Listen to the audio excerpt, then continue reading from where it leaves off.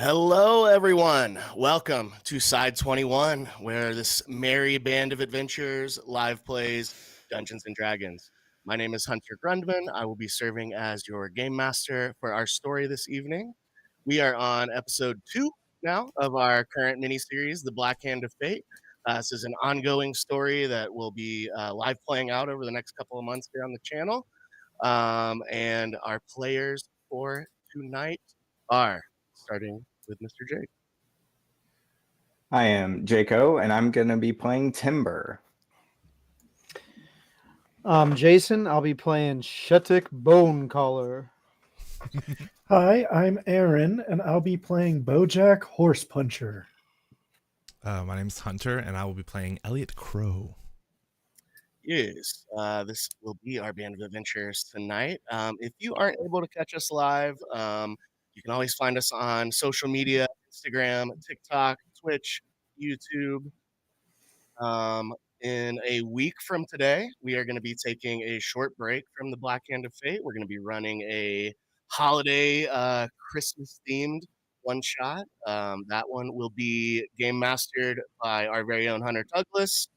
And yeah, we're going to be here live most every week, 6 p.m. Eastern. And that, I believe, does it for our announcements this evening. So we're going to jump into episode 2 of A Black Hand of Fate.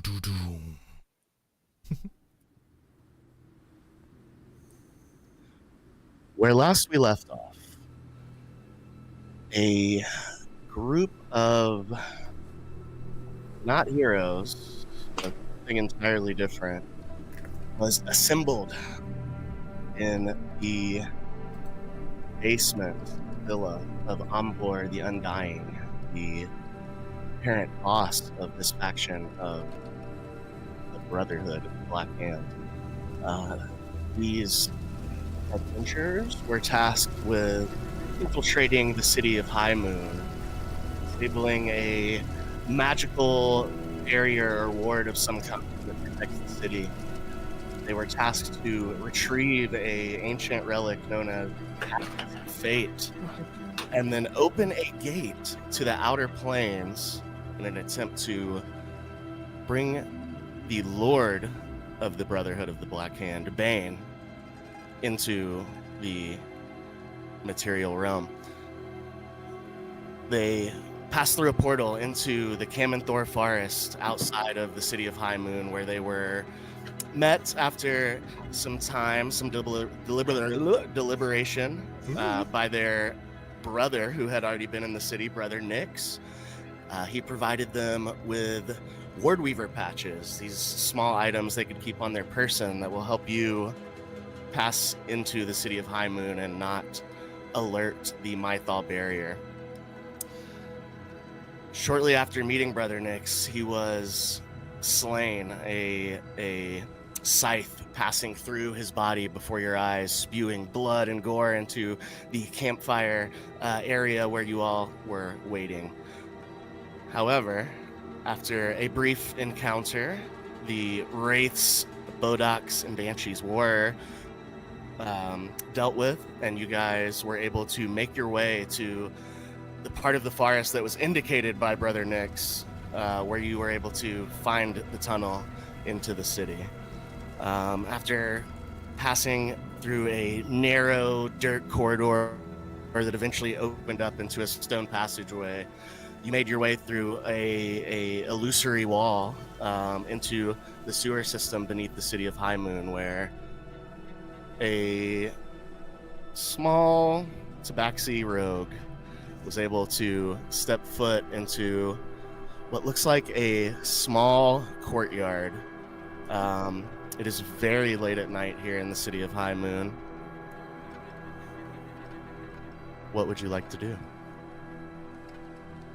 Well, is there anyone around that I can see? Is there anything that makes me think the coast isn't clear?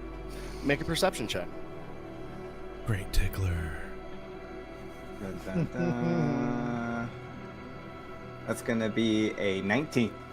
With a 19, yeah, you Good start. look around. It looks like you are in a small, kind of tucked away little, not alley, but like, I'm trying to search for the word, like courtyard or alcove, if you will, off of like a back street. You can see the wall of the city rising high above you, and you can see that from where you're at, the land kind of slopes upward into like away from the wall towards the rest of the city. The area that you're in looks a little downtrodden. You're seeing, dark woods of kind of like black and even purple hues that have been mismanaged, left to the elements to a degree. You can see there's like puddles and things where the uneven ground below you is kind of has gathered water from a recent storm. And you can just hear what sounds like two people having a conversation off to your north and maybe around the corner. Hard to understand exactly what there's being said from here. Okay, but they seem far off enough to where they wouldn't hear us, maybe. For the 19, you can tell that they're still engaging in this conversation, and you haven't heard any kind of like breaks or pauses in their diction that would give you any reason to believe that they heard you. Okay, and is Bojack still like right on the other side of the grate? Bojack was, he was lifting the grate for you. So unless he has moved down the ladder or followed you up, Bojack, how about you tell us? I will. I'd just be a staying at the top of the ladder, waiting for the answer to follow. Okay, I think the coast is clear. Just don't make a whole lot of noise coming up. I should have asked that dead guy where we can find Damian. I'll assuming that it's dim light or darker in the sewer still, I'm just gonna do my bonus action to go invisible. I'm going to run to like the corner of the alley, kind of crouch stealthily, just keeping an eye out for while everyone gets up the grate. Make a stealth check with disadvantage. That's my favorite kind of. And then once everyone's ready, I'll give the grate a push. 17. 17 with a disadvantage. Even though you're running, you are able to just, with the silence of a cat, move to the corner. And there's like some crates over against one wall if you're looking to hide that you could definitely get behind. Okay. Sweet. Bojack, as you kind of push the grate up, you guys do hear a slight like the sound of metal scraping on metal. But you've moved it aside now, and you are welcome to come up. Lads. All right, up we go. I'll climb up. I'll raise myself up. After Bojack. And you're invisible, right? Yes. Okay. I guess I'm going up behind Bojack and Invisible Boy. All right. Everybody make a stealth roll if you're trying to sneak, or if not, let me know. Sneaky as I can be. Sneaky as a mouse. I'm not very sneaky. Oh, I rolled a 29, but I'm already sneaky. Oh, never mind. Do I roll with advantage since I'm invisible? Yes, you would. You know what? Oh, thank I'll goodness. use my I inspiration. got to 14. Dirty 20. Okay. Dirty 20, baby. Inspiration. Very nice. I rolled a 7. As you guys make your way up this ladder, Shetic, you in particular, you almost slip, but again, you have this sense of purpose here in the city. It's exciting to finally break ground, as it were, into a Highmoon. And as the last of you make it up the ladder, you see what Timber saw. You see you're in a dark courtyard. You see up above you the moon shining down, the stars in the sky. It is late evening, early hours of the morning, and you now all can kind of hear just the last couple of words of a conversation, and you hear the sound of a door shut and latch from around the corner where you heard those sounds. Can I see that person leaving since I'm at the corner of the alley? And which way they're going, basically. So, as you move to the corner, you are able to kind of actually hear the last couple words of this conversation, and what you hear are...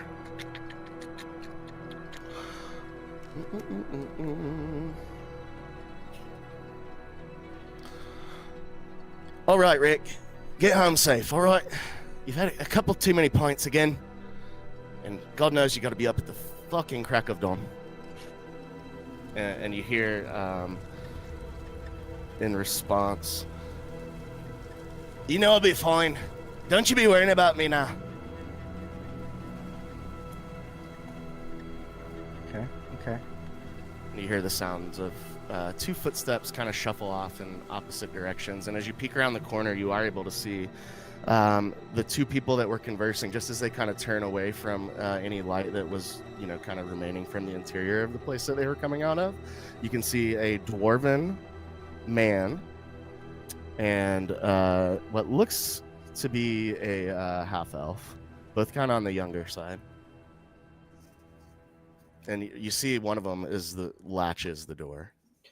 Does this building, I guess, am I even in a spot where I could see, like, is this a bar or someone's residence? What are we creeping up along here? You can see that there's some windows that would allow you to look inside if you would choose to do that.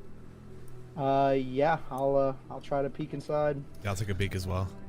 As you guys kind of hug the wall and get a look in the windows, there are like some kind of drapes or curtains hanging, but there's a space just small enough in between on each of the windows. You're kind of each at one of the back windows. There's two on this wall that seems to be the back as now you're looking through. Elliot, the window that you're looking through, you're just getting a sliver, but what you can see is like a shelf. And it looks like it has like different bottles on it. You can see like a mortar and pestle sitting there. Looks like a small candle. And you can see like a glass bulb around that candle, and it is still kind of lit. But if you had to guess, you'd say it looks like a storeroom, or at least some kind of storage shelf of some kind. Shetic, the window that you're looking through looks to be more of a open space. You can see kind of deep into a room, much further in depth than your compatriot was able to, and you can see tables and chairs set up. You can see kind of a hearth and like the dying embers of a fire that had probably burned this evening going out. I can't see either of the people that are inside right now. Those people are no longer inside. They were leaving the establishment. One was saying goodbye to the other, and then the half-elven gentleman turned and latched the door behind him. Okay. And you heard that he called the dwarf Rick. Rick the dwarf. Elliot, I'm assuming I'd have no idea where you're at because you're invisible. Yeah, and I don't breathe. I'm real quiet. I'm gonna let's see who's closest to me at this point. Excuse me. I'm gonna lean over to Timber and say, should we follow one of them? Maybe try to stay the night in one of their houses. Well, maybe we can shimmy this window open and get inside here. You'll hear a looming voice, like kind of above you. There's a light on. Well, they locked the door, so I don't assume that there'd be anyone inside.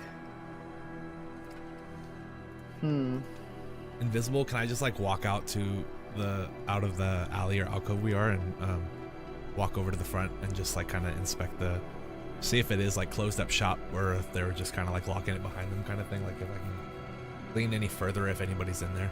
So you're making your way around the corner, and as you do, you see it open up into like a wider street, and you can see similar construction around, dark wood, sometimes more black, sometimes kind of a deep like grape shade almost, like a dark purple color.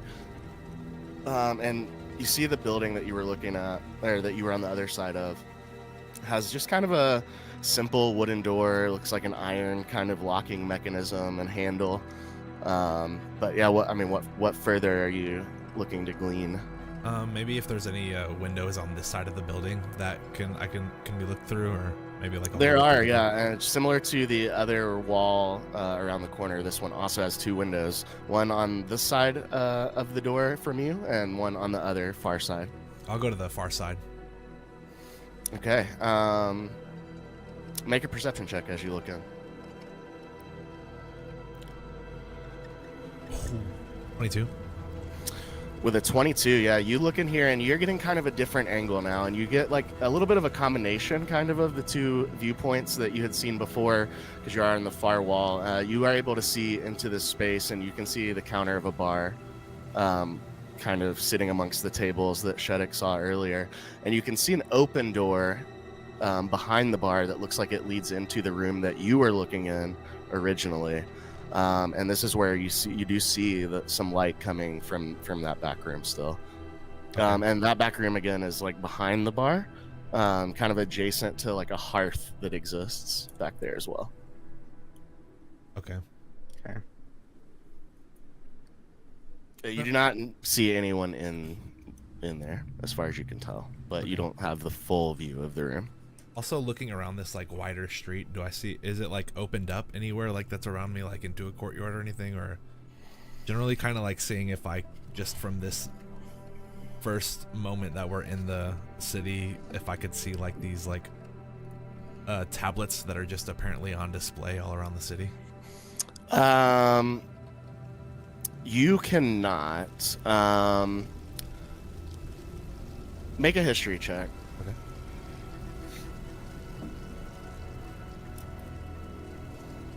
14.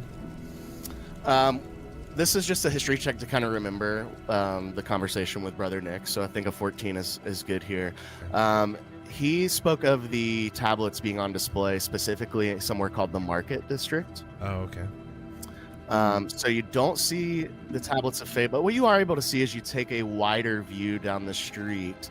The walls loom high on 2 sides.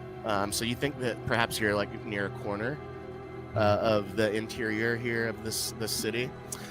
You can see a couple buildings that loom taller than the rest, kind of in the background of as you look at the skyline. One is got tower and kind of parapets around the top, and then the other one, it looks to be a very large structure that it looks like maybe it's like a coliseum or an arena of some kind. But one thing you do notice is that the streets here slope upward. It seems like you may be in like a low point, topographically, like what's the word I'm looking for? Altitude. For altitude, yeah. Yeah, you're like at a lower point, and you can see again like there's kind of like water gathering on the streets here in like big puddles. Okay. It's kind of sloppy, muddy streets. The first thing that we should try to find is the Museum of Antiquities to get the diamond, right? Yeah, I'll make my way back around the corner to everybody. As you make your way back around the corner, it's just in time to hear what sounds like... Actually, everybody make a perception check for me. We'll see what it sounds like. Bring out your dead. Big ol' 6. I got 8. I got a 19. 23. Natural 20 for 23. The 2 of you can hear it first, Elliot and Bojack, and you hear the sounds of like plate armor or some kind of metal armor shifting and the sound of armored boots kind of like in a regular pattern, kind of making their way around a corner and onto the street where the front of that building was, that you may assume is a tavern or a bar of some kind. Okay. So looking out of the, just trying to get like a picture of it. We're looking out of the alleyway. Our building that we're looking at is on our left. So you are standing in like a back kind of, it would almost be like a backyard or garden for this building that you guys are kind of in, but it's right up against the walls of the city as well. And so you're kind of like peeking around this house to what would be your right. Okay. And the right corner, the right back corner of this building, and seeing onto like more of the main street, and like maybe 100 feet down from where you're at on this, looking from on this main street, you can see it turns, you know, and there's other streets that connect and things. And from around that corner, yeah, they're turning one of those corners onto the street where the front side of the building was, where you were looking at the door. Sounds like a patrol coming down this way. I'll just kind of get up against the wall.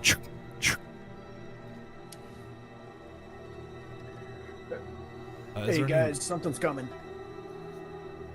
Is there any light specifically lighting this like little alcove that we're in?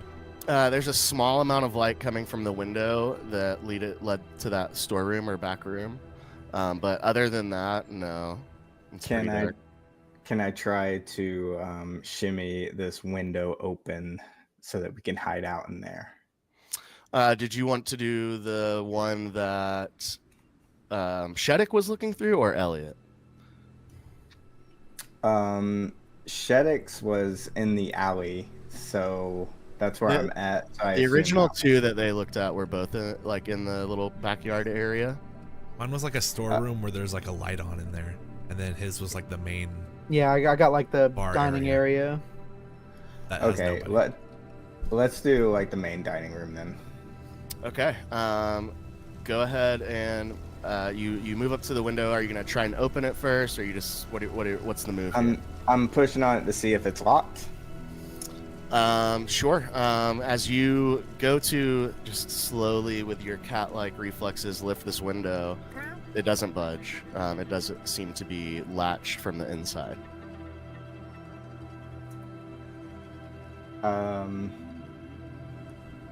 So it's not latched on the inside. No, it is. Does seem to be latched. Okay.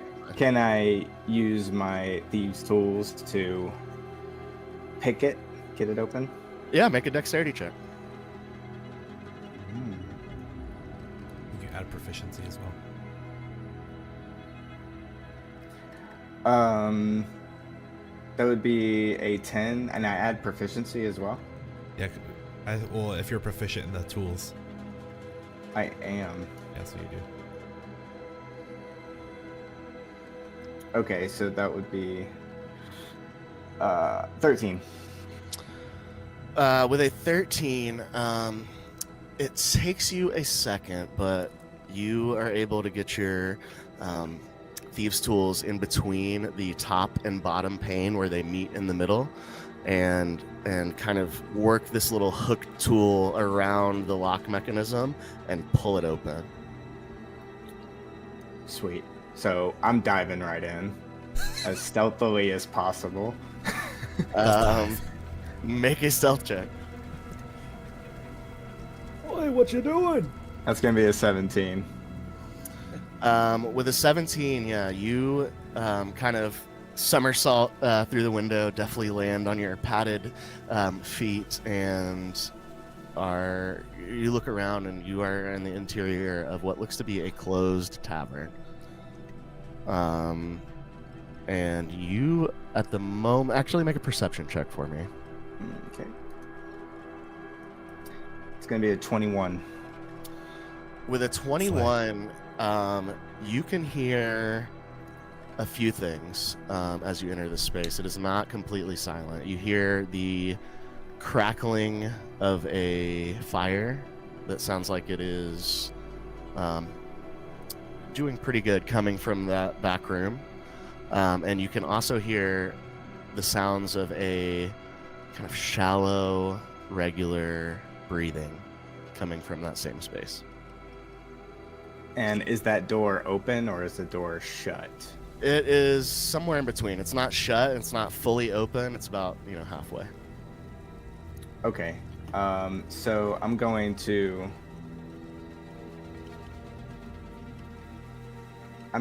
run over to the front door and quietly unlock it so that the other guys can come in easily.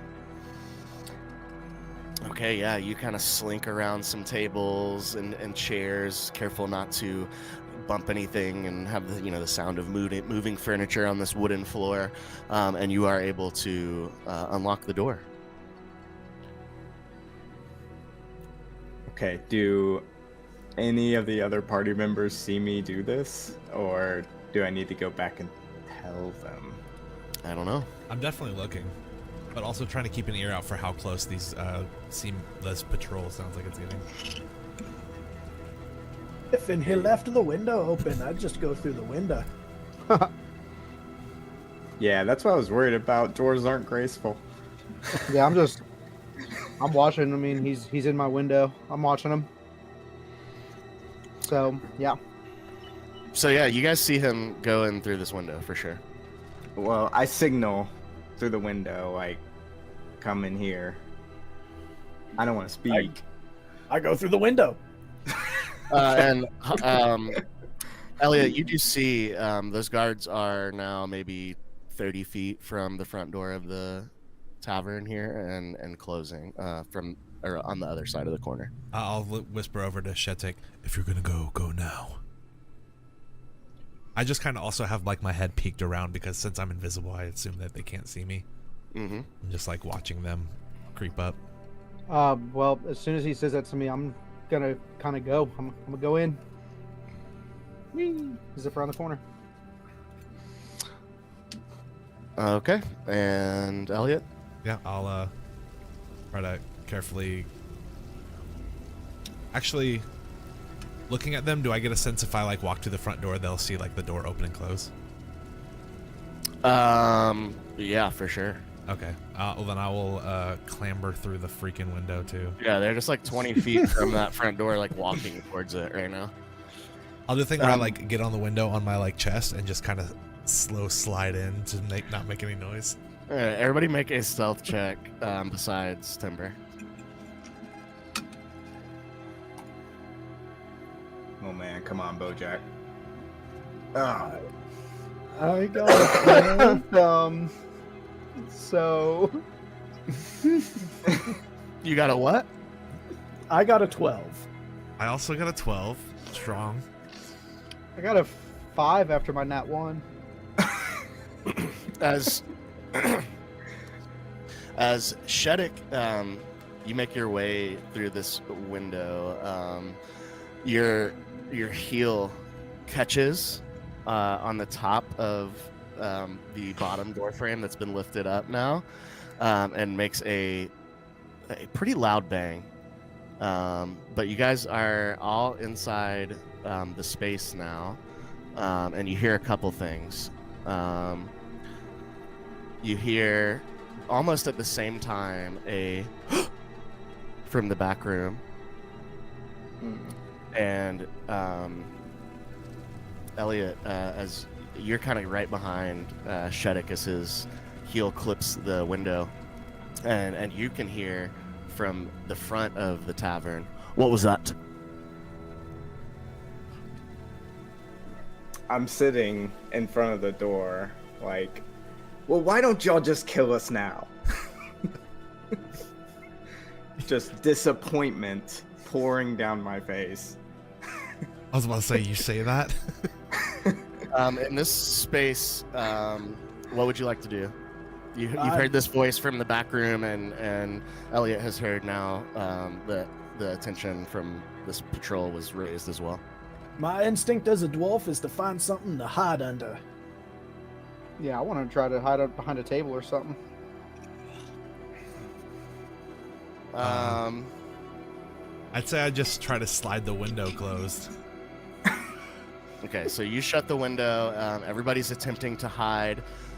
This is a space with a lot of tables and chairs.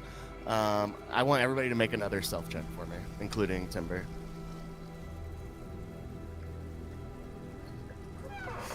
Elliot, if you're still invisible, that would be with advantage. Yeah. I got 15. 19. I'm trying. I got a 7. This motherfucker. not stealthy. You see from I got a 14. the back room a young woman in what looks to be kind of paltry servant's attire. She's got like a long skirt of like green fabric. She's got just kind of a simple white blouse with like a brown apron that is tied around from her neck down. And she comes out and she says, "Who's there? I see you there." And she points at you, Shetic. What are you doing here? As soon as she points at me, Close. I want to cast Maddening Whispers at her. And you'll kind of see my hand just kind of pointing towards her and making little, like, I don't know, crazy shit. But I'm just going to start whispering, "You're not good enough. You'll die alone. No one will ever love you." And she has to make a Charisma 15 save. Oh, fuck this lady, I guess. Hold on. This is going to save her life here, maybe. It could. She fails. So she's now incapacitated for the next minute. Sweet. We have a minute to act, guys. I run over to her to start tying her up and pulling her into that back room. I'll whisper to Timber, "Cover her mouth." I think she's seen too much. We might have to kill this one. It'd I'm be gonna- easy. Let me Quick use my snap. telepathy and just and say to him, "Slit her throat now while it's easy."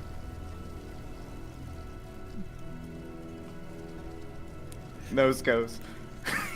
I'll start walking. I'm like as I'm telepathically saying that to you, I'm like kind of trying to walk over there quietly and pulling out my silver dagger, but I want to stay low because I know that there's that guard outside and I don't want them to like see or hear me like a shadow or something.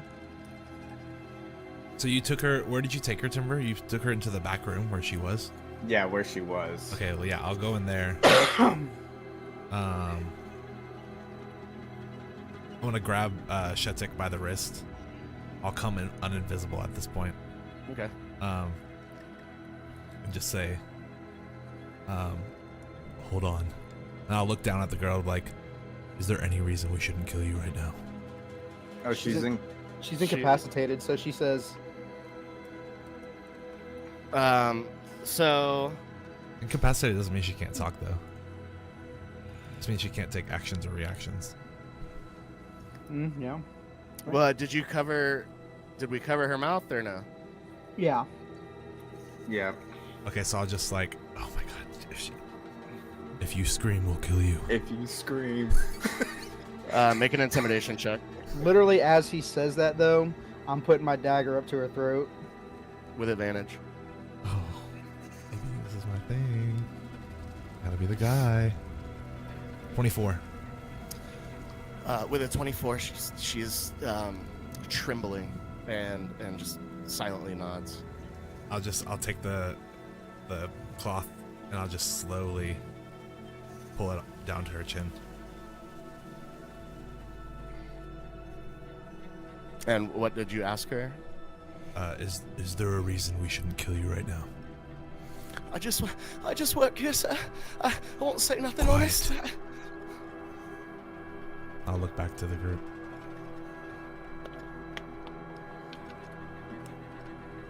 We have to wait for these guards to walk by. Don't scream. Then I'll put the cloth back up. Where is everybody located right now in the tavern? I know Shetic, Elliot, and Timber are in the back room with this woman. And what about you, Bojack? I'm honestly kind of just hanging out in wherever my hiding spot was, watching the window. Grabbing a brew. What was your stealth check? 14. As you are watching the window here, you see that these guards are now at the door, and one of them is reaching to open it. Is there like I think it came from in here. anything around on the ground? Because I'll just take something and try to throw it in the other room so I can alert the guys. I don't want to leave from my spot. They might see me. I'm gonna talk. Since I knew the girls were there, I want to say to her real quick. If the guards come in, you don't say a word. You'll do exactly as I tell you. And she's still intimidated, so she just silently nods to you. At this point, are we in the other room? Do we realize the guards are like walking up to the? I mean, you heard them approaching and left the room, so you're not sure where they were or what they were doing exactly. I've got a dagger for emergencies. I'm just gonna whip it into the other room. Just to startle the group and let them know something's abound. And what are you like? Are you sliding it across the floor? Are you tossing it? I'd say you're on the interior of the bar, so it's on the where they went is on the other side of the bar counter. So just sliding it, you'd have to like physically toss it over the counter. I want to like dagger throwing tricks it into like the wall on the far side. Okay, so you're trying to throw your dagger into the doorway and like stick it into the door where they're at. Okay. Oh man. Make a attack roll with your dagger. Right in this. If you have a different forehead. modifier for throwing it, then do that. Hilariously, it's the same either way. And I got a 23. Ooh. Very nice. With a 23, you're keeping in mind, like, and you want to you're like, I need to arc this. I don't want to throw it hard into the door. It needs to be like a rainbow shot so that when it impacts, it just it's more silent when it hits the door. And you are able to do so. And just as this dagger very quietly hits the door frame,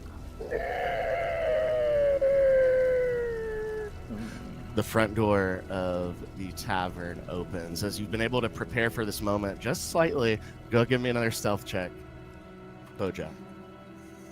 Everybody else is on the back. I go invisible again. Yeah. I got a 22. Let's go. Nice. With a 22, you're a dwarf, right? So you're short. You have kind of almost a natural advantage, and you found a chair in one of the corners that's like more stout, looks like for a bigger guest, and you're kind of just ducking behind this chair, and you see these two guards. Well, it's odd the door was open, and they look in, and you see them kind of glance around the room. And I'm gonna make a stealth check, or I'll give her advantage.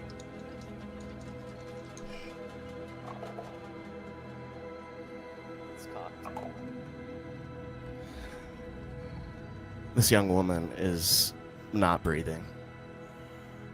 Ooh. You see the two guards, one of them stays by the door as the other one kind of steps across into the middle of the room, glances around. I don't see anything. Perhaps they just forgot to lock up. Could be a squirrel in the attic or something. And you see him turn around and make his way back towards the door. And he's like, well, I guess they're not going to be locked up for the night. I don't have a key.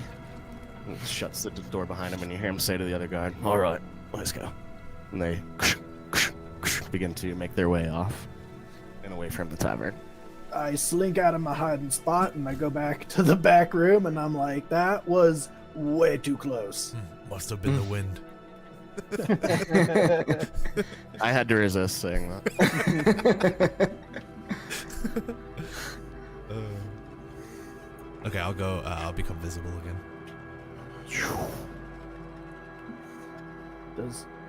All right, gang, does one of us want to relock the front door? Or now that the guards have found out, is it better to just leave it alone?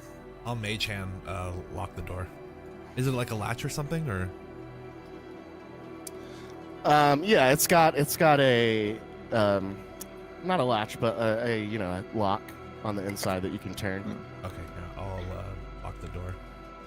Can I pickpocket this lady? Yes. What does your mage hand look like, Elliot? So I'll kind of be. I'm just like been crouching, kind of looming over this lady. I look back and I just kind of like casually reach out my hand, and then my it's almost as if you see my shadow. If you're paying attention, I suppose you see my shadow's hand reach out and just keep reaching and just keep reaching and just keep reaching, and then crawl up the door and just like lock it, and then just dissipate back into my normal shadow. That's sick. That's Inspiration. sick.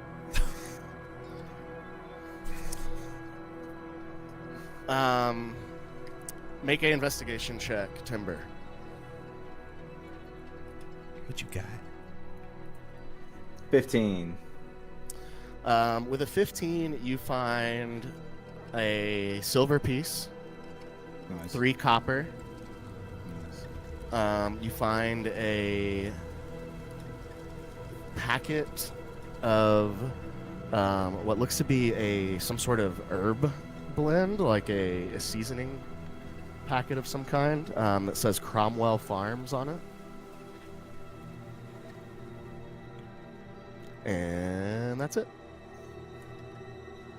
I'm gonna look at this lady. Nod your head yes, shake for no. If you cooperate, we will not kill you. Are you familiar with this city? She nods her head. We're looking for a couple places. Would you be able to point us in that direction? She more hesitantly this time, but again nods.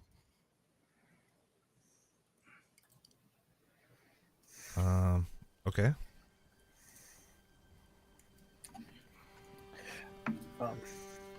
I would like to take this moment and activate one of my dwarf abilities, and I'd like to activate Tremescence. I have Stone Cunning Tremescence. Okay, talk to me. I gain Tremescence with a range of 60 feet for the next 10 minutes. As long as I'm on natural or worked stone, and they are as well, I can feel the vibrations of where they should be standing. And that's only for stone? It says for natural or worked stone surface. Okay. I will say you are on a hardwood floor at the moment. And the streets outside were, at least from what you could see in this area, a combination of dirt, mud, water, and a little bit of stone. So just keep that in mind. I'll still use it, but I'll keep it in the you back used burner. it. I want to ask her, what time is your boss back in the morning? I'll slowly pull the cloth down. Okay. She is going to say, Bram usually gets here about noon, maybe a bit before.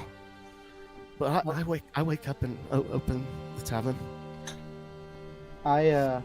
What time are people expected to be here? What time do you open? Yeah, we usually open the doors about 9. And do I have a sense of about what time it is right now? You do in a vague way. I mean, it's early hours. You would guess it's maybe 4 o'clock in the morning now.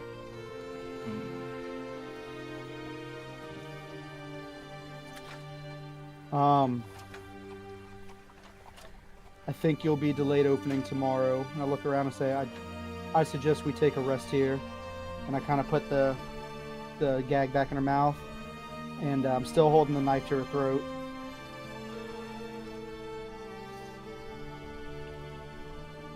You said Bram comes around noon. And it's 4 o'clock. And they usually open about 9. She opens about 9. Yep. Open it late. Is it just you until Bram gets here? I don't want to presume to tell you your business, but if you're looking to be hidden, people will notice if we don't open on time.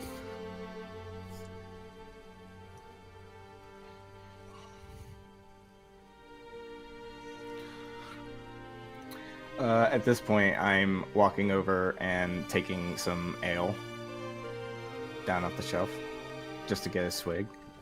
Okay. Okay. Answer me these questions. Nope. Which way from here is the market district, ward, district? I said district first. She's gets like a side eye at you for a second, and she says, "It's in the kind of the middle of the city on the south side." Okay. South middle. And the Museum of Antiquity? That's in the Sapphire Ward, sir. Where's the Sapphire Ward? You could find that just on the other side of the stadium from here.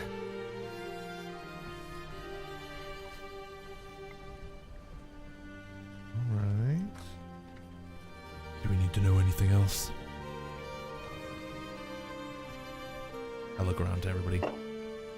Tell me about the commerce in this town. What when people are coming from out of town, what are they usually doing here? Well, we have all types, sir. I mean, we've got you name it. People do business of all kinds in Highmoon. I'm going to take my dagger and I'm gonna let her go. I mean, she's still all tied up and shit. And I kind of want to lean up against the wall, and I'm gonna pull out one of Nyx's bones that I took from his arm and start carving some runes into it. Okay. Sick.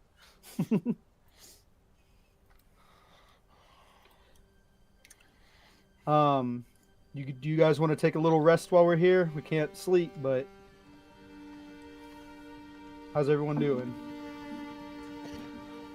Well, we did just take the rest down in the sewers. Oh yeah, I'm very rested actually. Yep.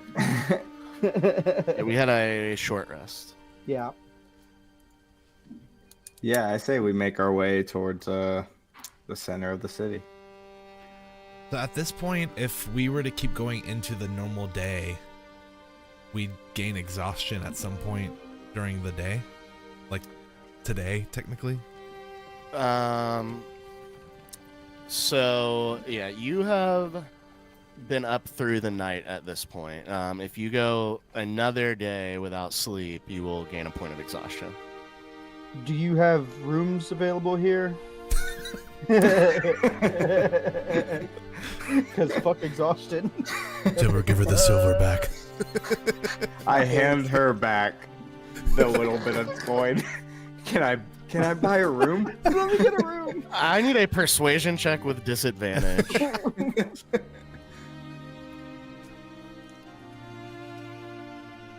Nat 1, baby. Woo!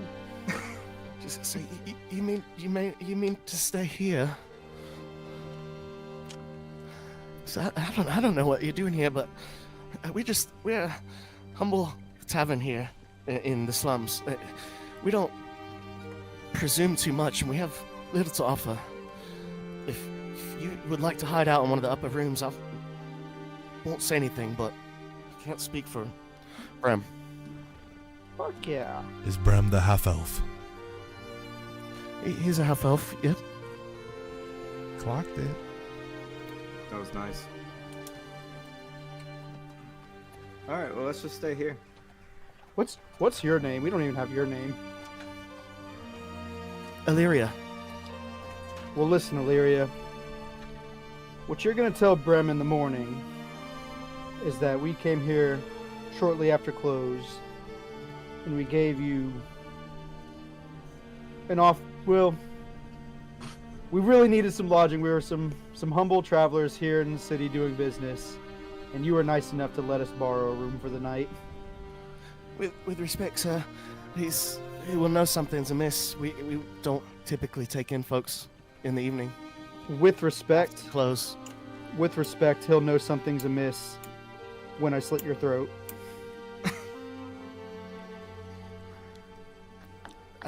I think that would just make it worse, probably. I guess you wouldn't know, would you? Whatever you say. I say that we can handle Brim whenever he gets here. I'm already 2 ales in. Let's just hang out here for the night. I think that we don't need to be here any longer. But I think that, and I'll turn to Illyria, that you slept through the night perfectly sound without anything going awry all night. I just kind of like peer into her eyes, waiting for an acknowledgement. She nods. If we find another safe alley, I believe I can lodge us.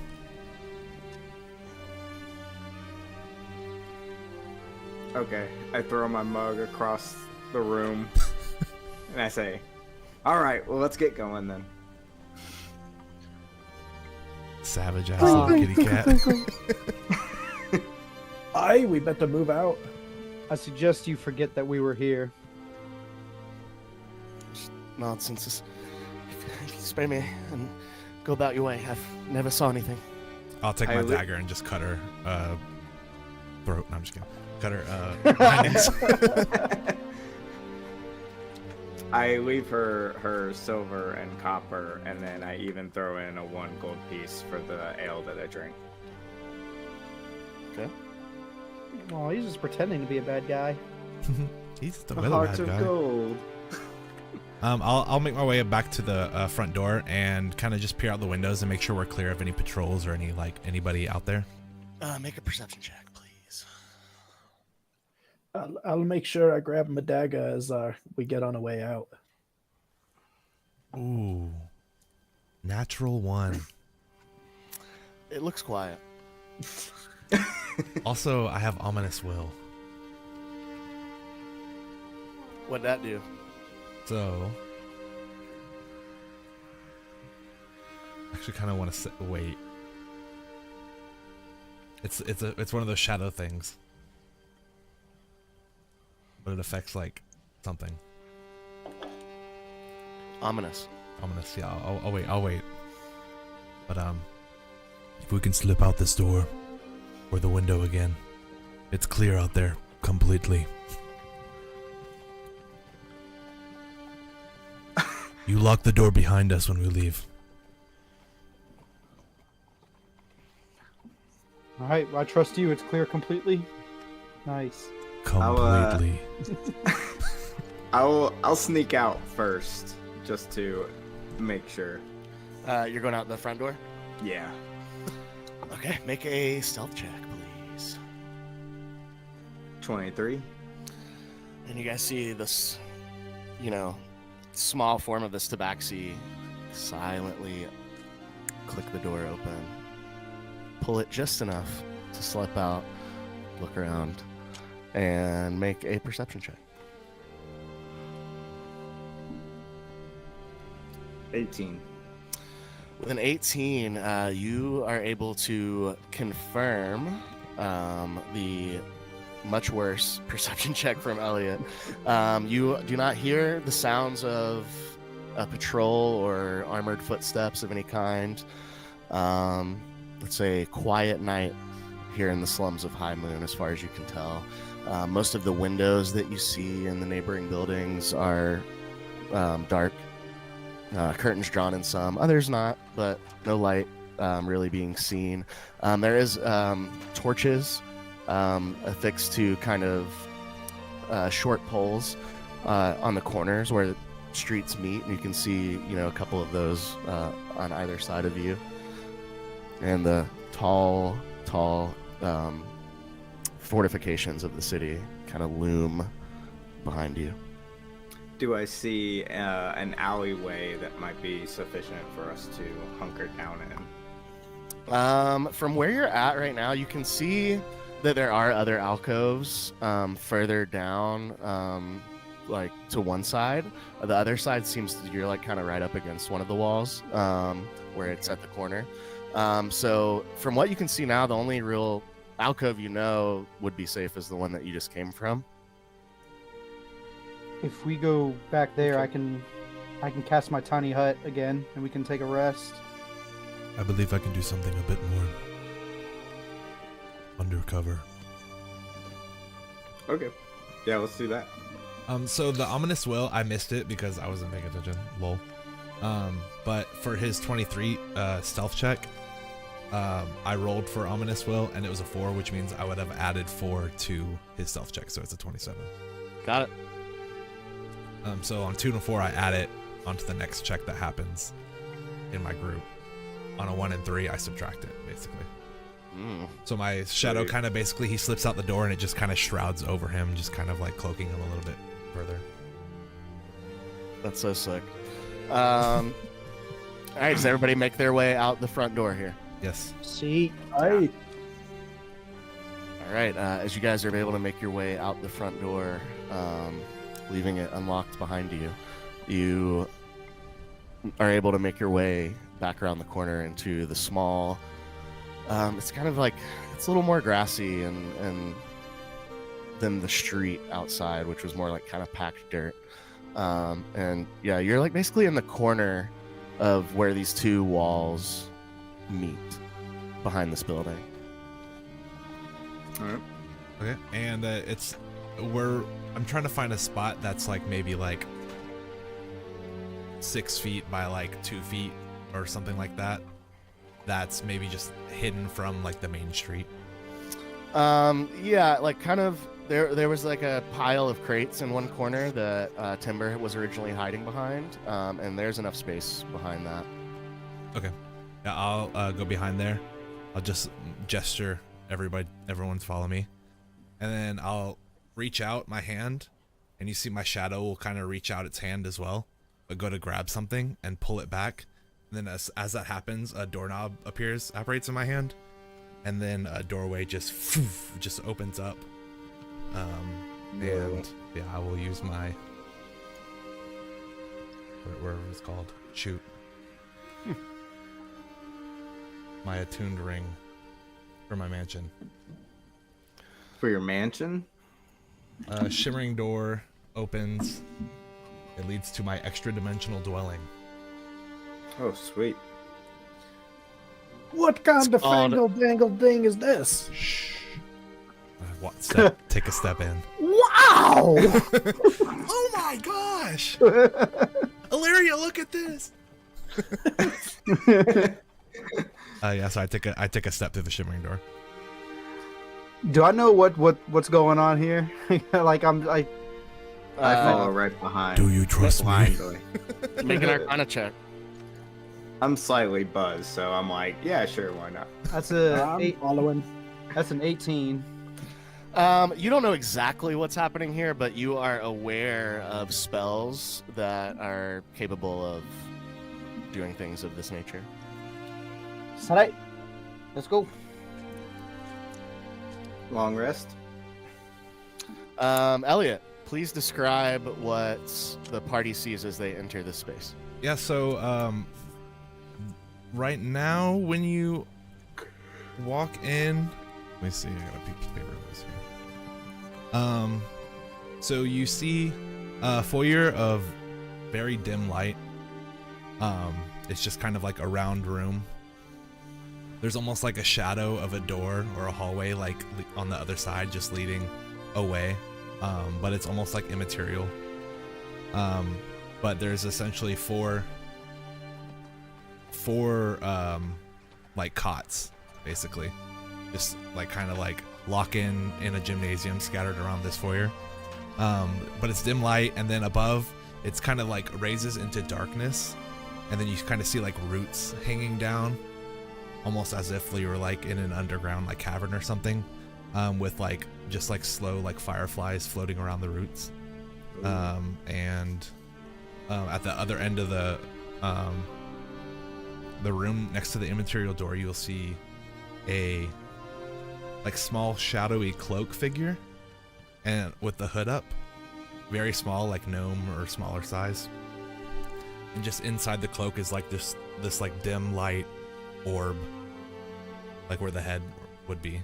But yeah, essentially it's just like a dimly lit foyer with some cots set around. You guys all move into this interior space that certainly was not in the courtyard that you just came from. And you see the roots and the fireflies. You see the cots. What would you like to do? I square up with the weird hooded thing. Oi, what you over here? It just looks at you. I try to slug it. You just pass right through it.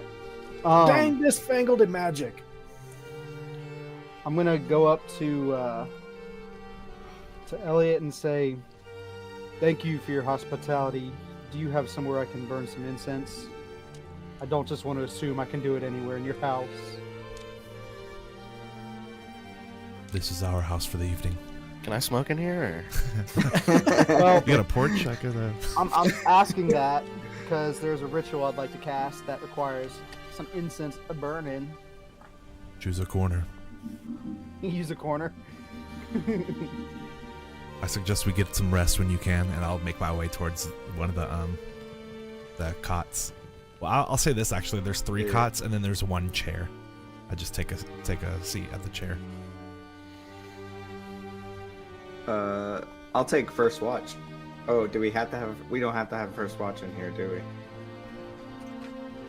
Okay. Well, I guess I can say that too. When I close the door, if you were outside the door, what you would see is just it closes and then it just like disapparates, like in almost in a spiral around to the knob, and then the knob just disappears. Sick. Sick.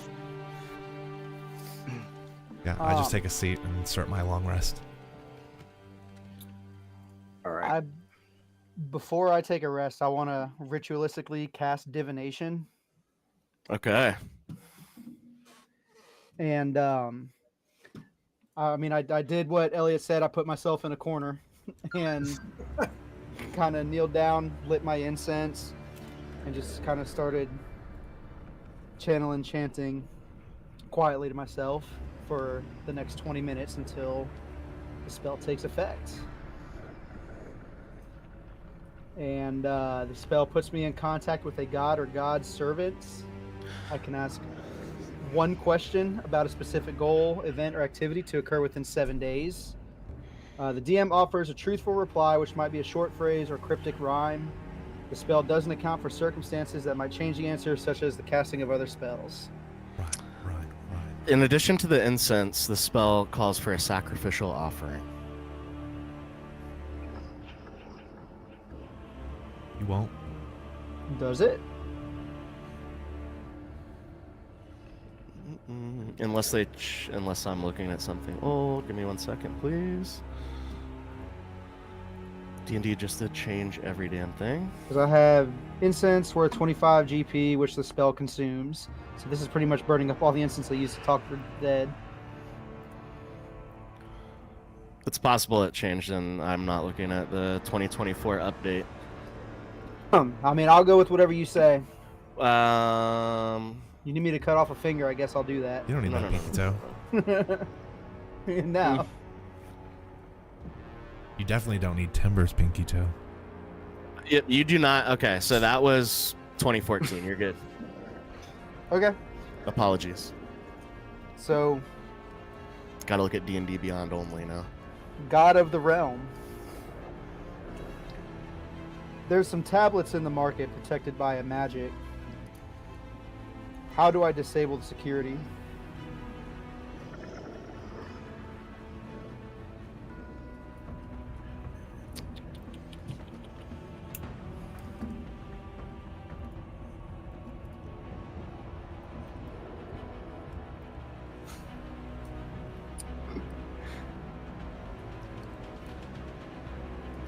You hear the rhyme.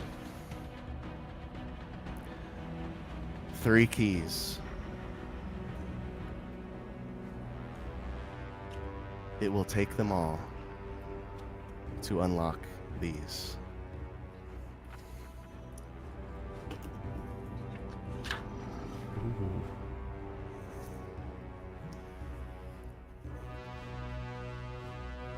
Okay. I hear that in my head, and I'm kind of picturing I'm sitting there quietly with my eyes closed with my incense, and all of a sudden the incense just stopped smoking and dissolve, and I open my eyes, and I go find my spot for my rest. Would anybody else like to do anything before a long rest in this extra-dimensional cavernous room? Nope. I'm good. Timber is already like. I mean, curled up. and actually, do me a favor and make a.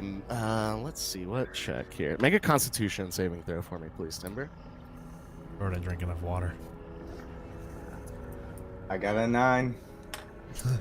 Good to know. Oh no. Really lightweight. My short rest is 4 hours, or long rest, sorry, is 4 hours. And I just, during this time, just kind of sit there and contemplate and try to think about anything I can like glean from my past in any way. Just stare off, literal dead stare on into the same spot on the ground. Make a history check with disadvantage, please. Oh, fuck, terrible. So terrible. 6. I will say with a 6, you have somewhat of a still and quiet mind. The way that you present yourself is so stoic because it reflects the dead part of your personality. And with a 6, even through the quiet of your mind, you've heard more conversation, more instruction, more discussion, more planning than you have in quite some time today. And although nothing, you can't quite put your finger on it, but something that you heard today felt in some way familiar. But it's, again, you can't, it's more of of just a vague feeling than anything else. Okay.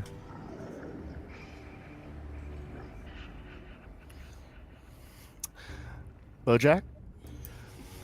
Well, I figured I'd end up doing something like a bit of hardy exercise. I'm probably doing squats and push-ups, and then I just say, who needs a cot? What's a cot to a man? And I just lay on the floor because I'm a dwarf and I like the ground. And so you all, the 3 remaining of you, drift into either a state of meditation, sleep with the soft of timber in the background. And the sun, unbeknownst to you, rises over the city of Highmoon. And put it at about 8 hours, you're looking at around 1 p.m. non-extra dimensional space-time. You all begin to stir, and you find yourselves within this extra dimensional space.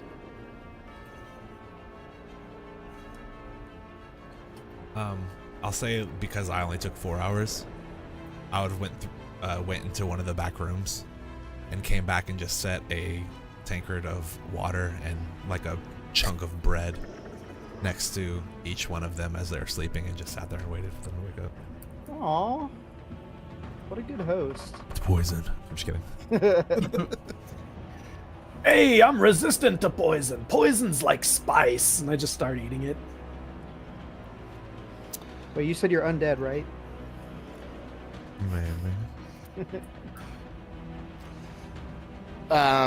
Jake, as you wake up, I'm sorry, Timber, as you wake up, you have a terrible headache.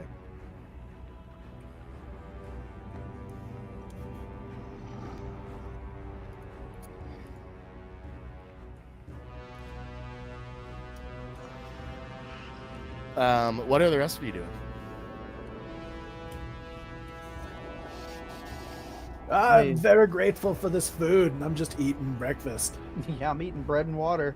Sounds great.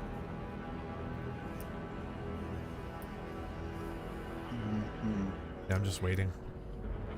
I'm ready to go. Let's get the day started, baby. Yeah, I'm just waiting. We may need to be on guard once we walk out of this door.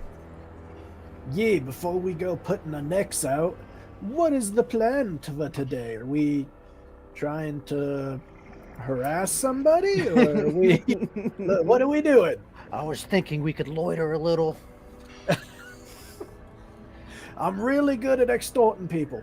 I gotta say, I think it's detrimental that we snuck in rather than coming in as traitors at the front gate. Everybody make an insight check for me. Hey, it's a nat 20. Nat 20. I rolled a 21. 15. You cannot roll a 21, except for here on side 21. Hey, But so with those, you guys think back as you're discussing the plan for the day. You think back on the face of the barmaid, and a lot of you, especially with natural 20s, realize that your appearance here could be alarming to some.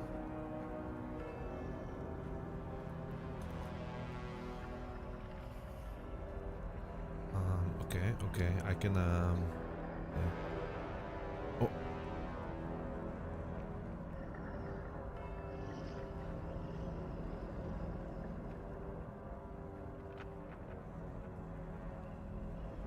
One moment. Adding everybody back.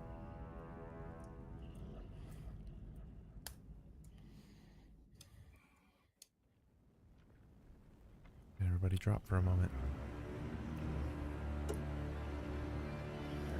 Okay. One moment. You guys can converse, as players through this. so... yeah, I don't know. I feel like we kind of maybe shot ourselves in the foot sneaking in.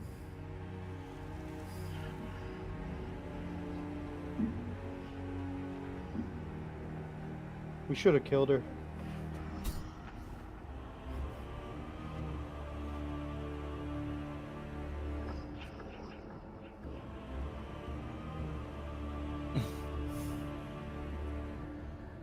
I mean, Trying to get Aaron back in here, sorry guys. alternatively, we've threatened some barmaid and then immediately fell asleep in the alley behind where she stays. Yeah. Yeah, we did that. So maybe not the top marks on things the members of the Black Hand have done.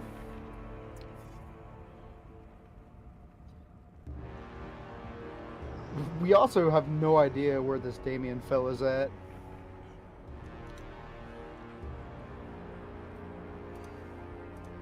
I just have a giant headache, and I'm like, why are you guys talking so loud?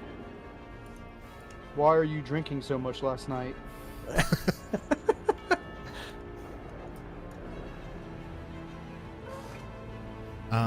So I would like to have. Let me see. I have the book that I make after a rest for my Eldritch Invocations. It's the Book of Shadows. And I would have. Actually, it's not the book. It's just my Eldritch Invocation. Sorry, I don't know that already. And I'll prepare the my alter self ability.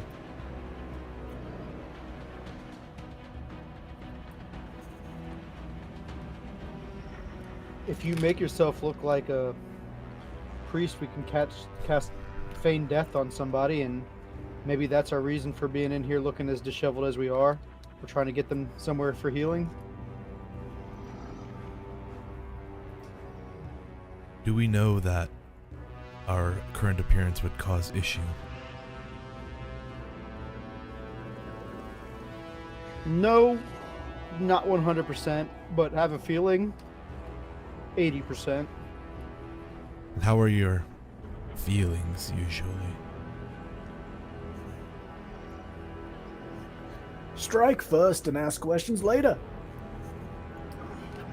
I was ready to kill that girl last night, and y'all thought that wasn't a very good feeling I had, so. Looking back, I regret that decision. I mean, we're awake. We can rectify that. You want to kill her now? It's far too late. I think she's in the middle of her shift.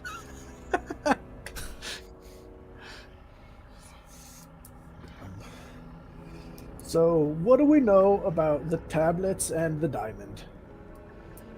Oh, yeah, guys, check this out. There's going to be 3 keys that we're going to need for the tablets. I know that. Don't know where to get them, who to get them from, and where to put them. Sounds like we need to do a bit of hunting. Gotta find these people and take their stuff. We know that on the other side of the arena is the market district. No, is the Museum of Antiquity. That's what I said first. And the Sapphire Ward. Then the south middle of the city is the market district with the tablets. We are to inscribe Bane on the tablets to open the gate. And we need the diamond from the museum. That's worth 10k gold. I assume we would need to infiltrate the museum when it's darker out.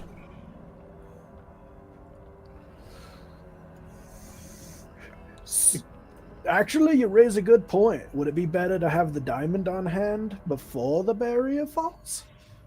Or take care of that pesky barrier first? Nyx said that we have to get the diamond first. That's our first objective. He died. What did he know? He didn't know how to live. More than us. More than us indeed. He knows significantly less than us now. I want to open the door to the sanctum and just kind of take, like, I guess it's facing away from the street since we're like behind the little area. And just kind of take a peek out and see if like it's clear in this small alcove that we're in, or if there's like a busy alcove. As you open the door, you don't see anything in the space behind the tavern. You do hear a lot more though than what you heard previously.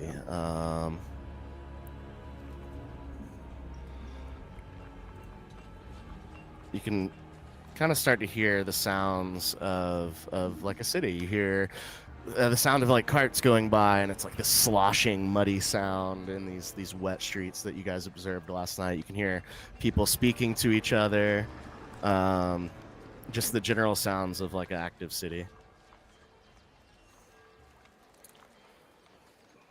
Okay. But nobody appears to be in that little garden area behind at the moment. Okay. I'm gonna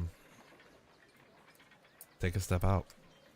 Actually, I'm gonna use my ultra self to just look like a general, like, merchant, pretty undescript, nothing fancy. Are any of the rest of you attempting to alter your appearance in any way? I'm not. I guess I'll throw up a hood. Okay. I mean, the best bet I have is just to take my leathers off, but I doubt y'all want to see me like that. I don't want to see you anyway. Then I'm fine the way I am. I'd agree. All You're right. good, buddy. As you guys all step out, where are we headed? Y'all want to go check out the sweet museum?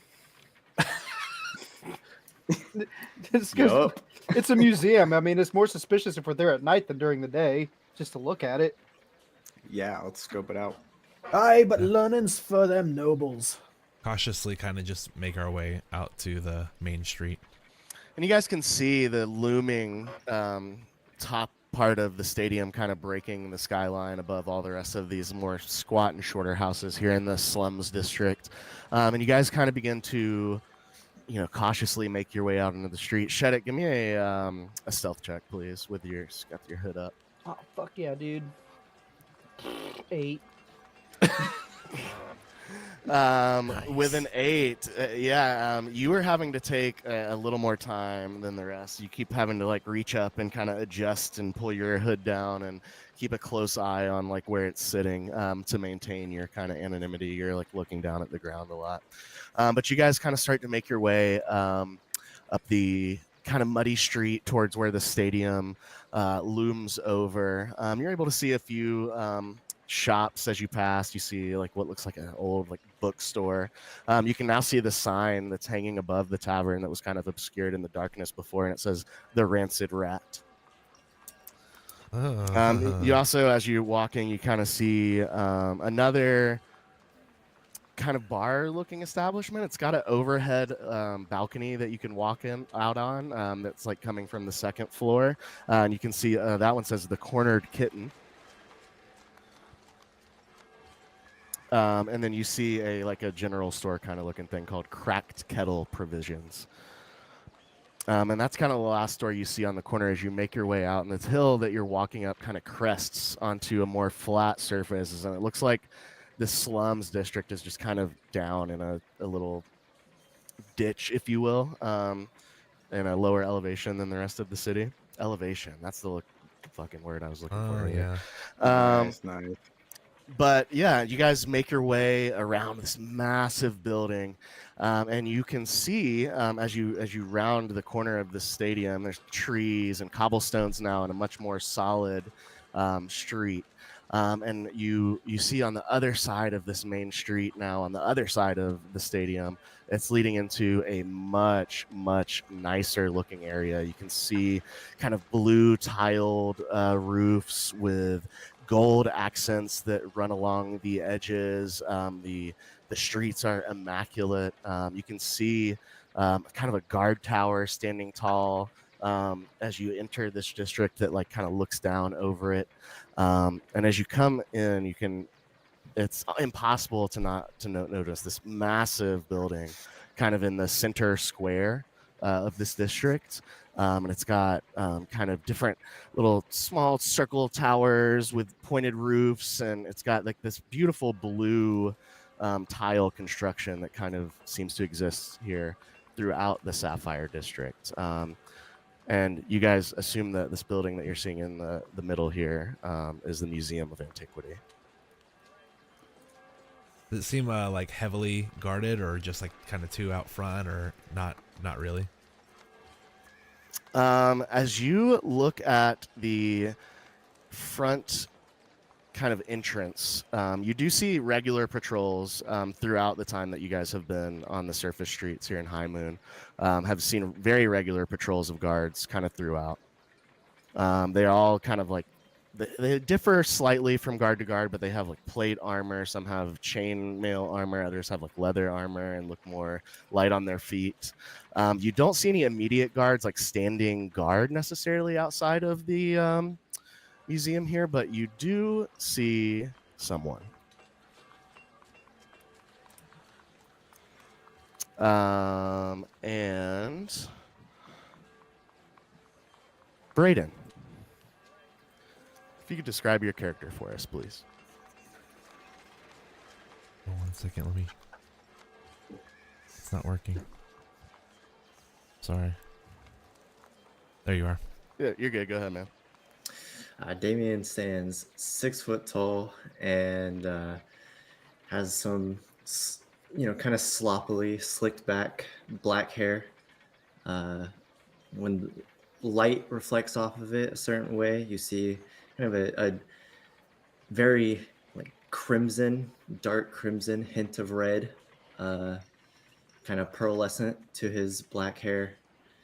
So more of a lean figure, and say that the most striking thing about Damian is his skin is pale, but kind of gray at the same time, and he has very bright red eyes.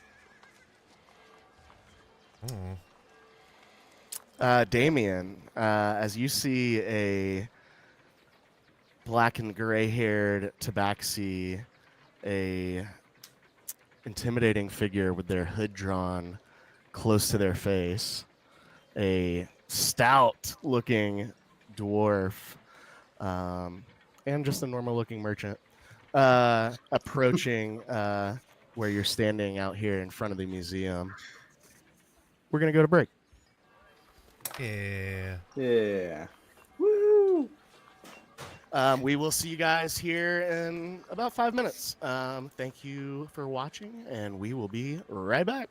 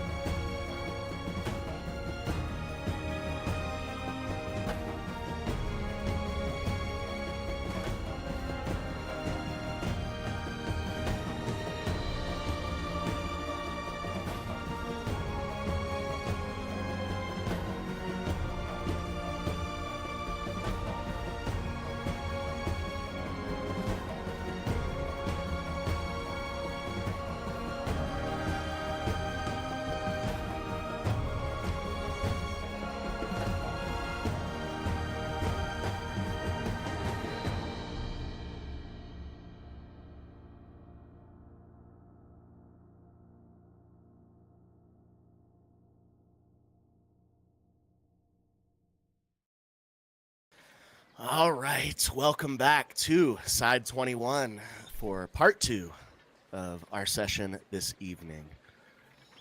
Damian, as you see this group walk up, you think this looks like my guys.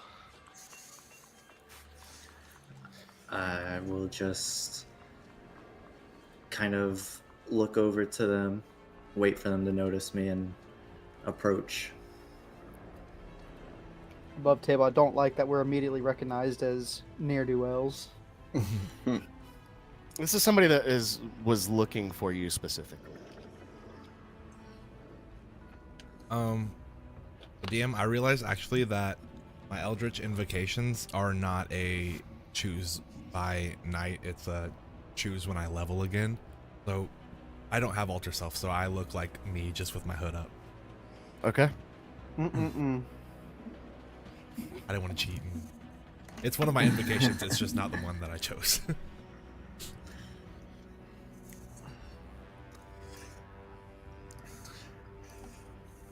Do we do notice Damian though?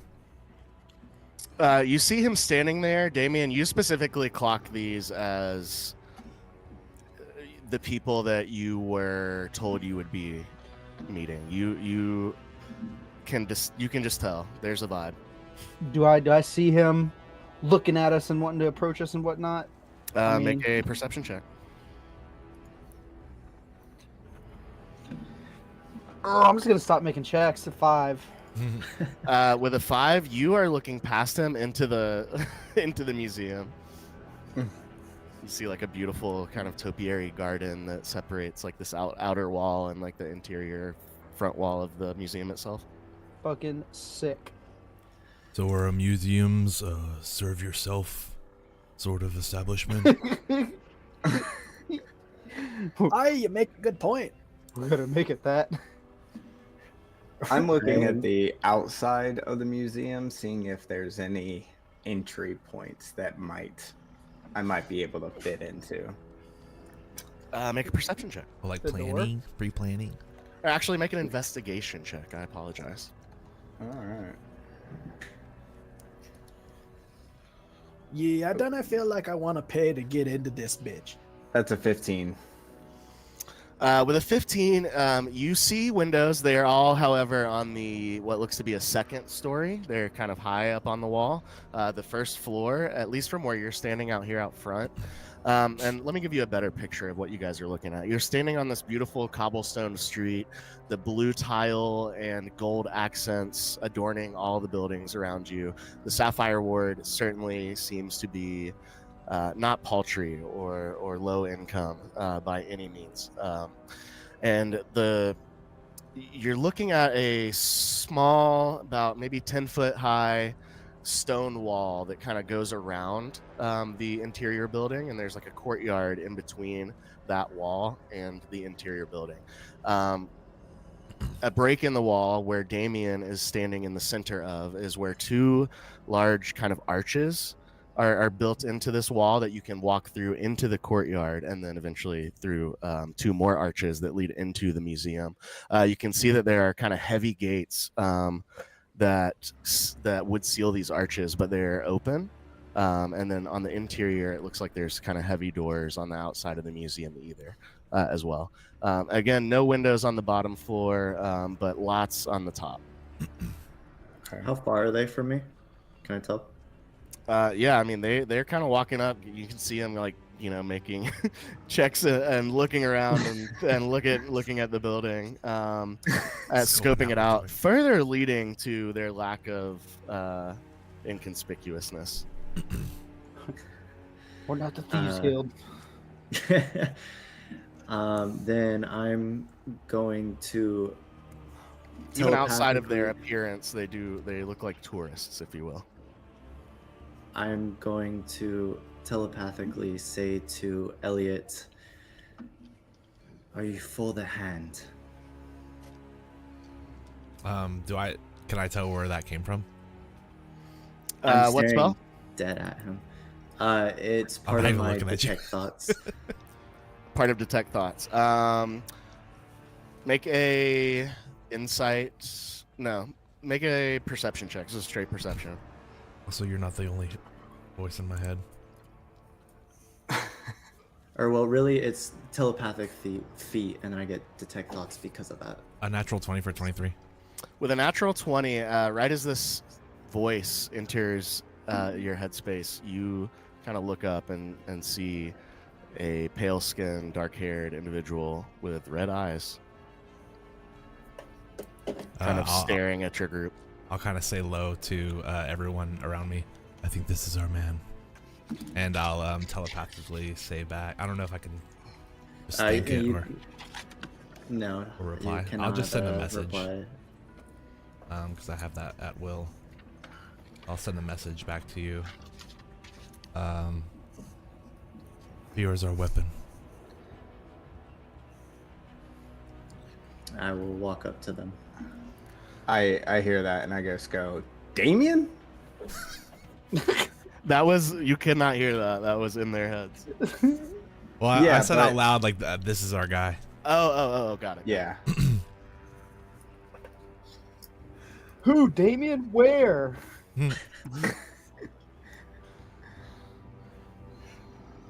Hey, what's a Damian? This fellow here. I'll walk up to Damian.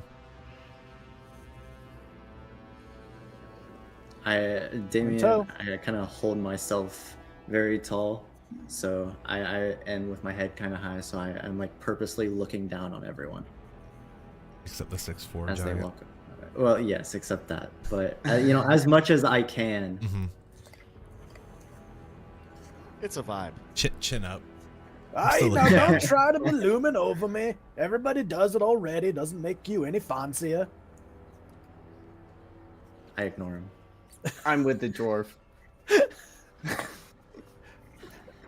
I clasp the tabaxi on the back. Hey, see, one of us. Are we within earshot of like anybody really else if we're just talking amongst ourselves in our group?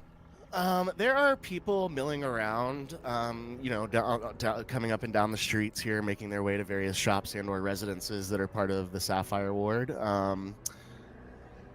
You guys are not hidden by any means. I mean, people can definitely see this group. I think it's safe to assume that you are caught up on our mission.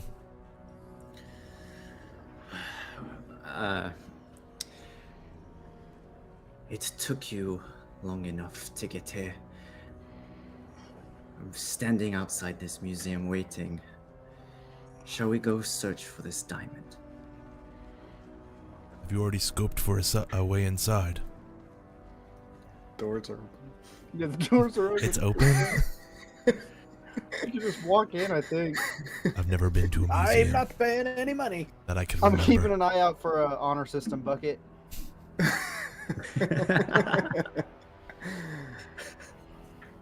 Then shall we? Yeah. I'll start I approaching. start walking towards the museum. I'm gonna say to the group, if anybody asks, say I'm a paleontologist and I'll pull out bones. You're a paleo. What's it? Walk towards the through the archway, I guess, into the courtyard. And the courtyard is kind of paved in between like the two archways. But yeah, you guys. Wait. You're hard to see. Everybody can see? No. No. No. What? Yeah, I see No. the darkness. Oh, now I Yes. can. Now I can see. Nice, lovely, lovely. Mm. Well, there we are. Can't Oh. see. It's dark again. Sometimes I get these long blinks. Aye, is this what they call blackout drunk? Never been there before. It seems. Can you still not? Well, not. Mm. No DM. Okay. Yes. Yes. Yes. Yes, GM. All right. As you guys approach the front of this museum,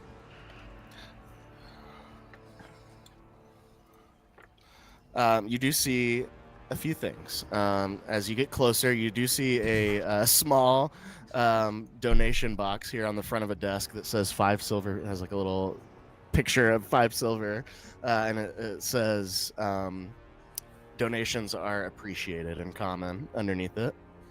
You see a gentleman here standing behind the desk, and you can see there are some various people milling around inside.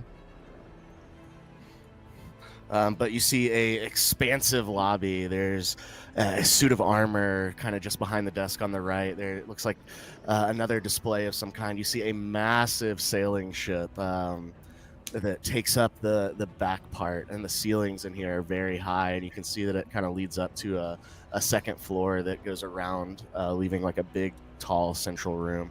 And you can see that there are kind of little annexes to the left and right, little different displays and rooms with exhibits in them. But yeah, you guys stand here on the outside.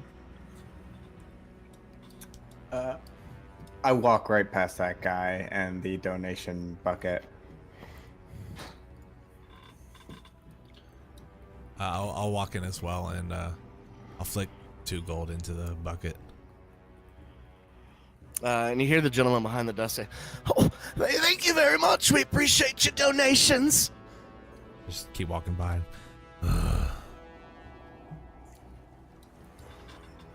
Yeah, you guys find yourselves here within the museum.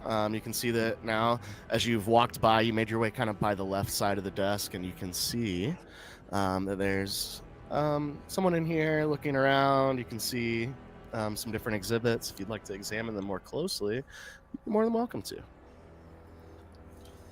I want to walk through this main foyer here, and I want to look for any sort of security devices. Make a investigation check. 14.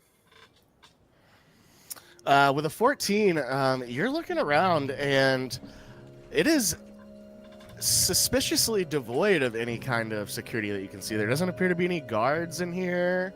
You don't notice any like scrying eyes or anything like that. Nothing really catches your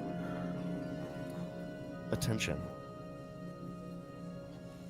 I want to walk into this first room, kind of like awkwardly trying to mimic a casual canter as opposed to like the long looming strides that I usually have. Yeah, hood up. I would just like to look at like some of these first few displays. I'm gonna ask you for a deception check as you move into this room. Ooh.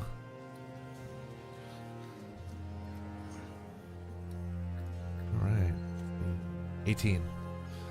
With an 18, yeah, you're able to, walk at a more normal pace. You kind of still have your hood up, obscuring some of the darker aspects of your personality. And yeah, you walk up to this first case. You see a finely crafted silver sword in the case, and you can see like there's a small plaque that describes the item. I'll just like be looking down at the sword, and I'll just kind of casually or slowly bring my head down to the ground, looking at the shadow.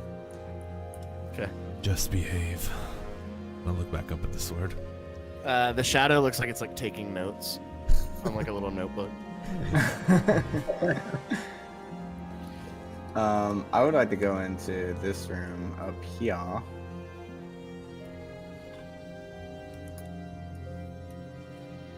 And start looking around up in here, mostly just curious about this bow over here on the table. Okay, so yeah, you guys see as Timber kind of walks off into the next room, and what you see there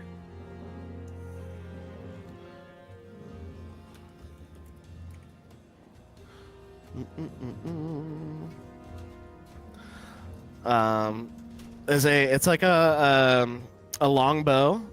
It's got a kind of dark blue and white grain that goes throughout, and then again you do see a plaque there.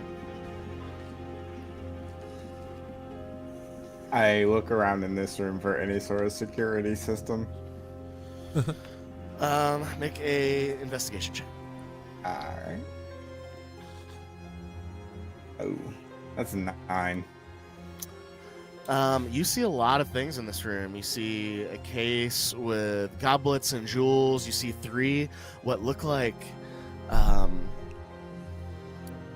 really elaborate coffins. You see this large sculpture in the center of the room that's got kind of like beautiful colored tile formed in the base, and it stretches up and it goes around in a circle, and it looks like some sort of massive sundial of some kind.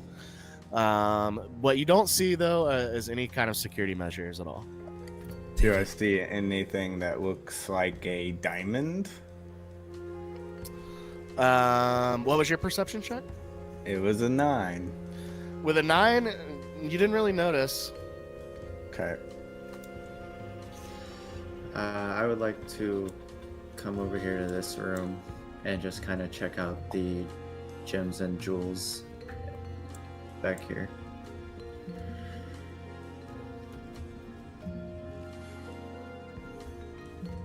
All right, make a perception check. Alright.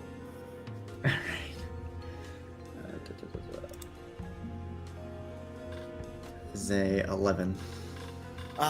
With an 11, you're looking in this case here. And you see there's a kind of a woman off to your right. I'll have you make a deception check too, as you have taken some small steps to kind of diminish your outwardly vampiric appearance here.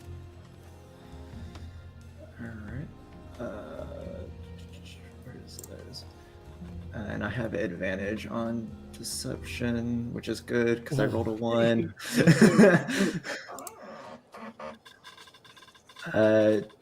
Natural 20 for a 21. Those are the 2 numbers. Yeah.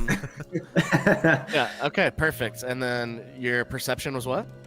11. You are very inconspicuous here as you move into this room. And what you see in front of you, even with an 11, you see that these stones, none of them look like they would be a diamond worth 10,000 gold pieces. You see kind of more like different fragments of different kinds of stones. And you can see that there's a plaque there. And in the middle, there's a very large gem, but it is kind of like a pink hue. And it doesn't look like any diamond you've seen. Okay. I'm gonna go check out Holly World up here. What are you talking about? The whale. Gotcha. All right, you guys kind of all break off into separate rooms here. Shetic, you make your way past this massive sailing ship. You see that's got masts up, sails furled. It's got beautiful insignia of which regalia or fleet this was part of. You're not sure. If you'd like to make a history check to check it out, you certainly can. But as you move by it, you make your way into this room and you see a large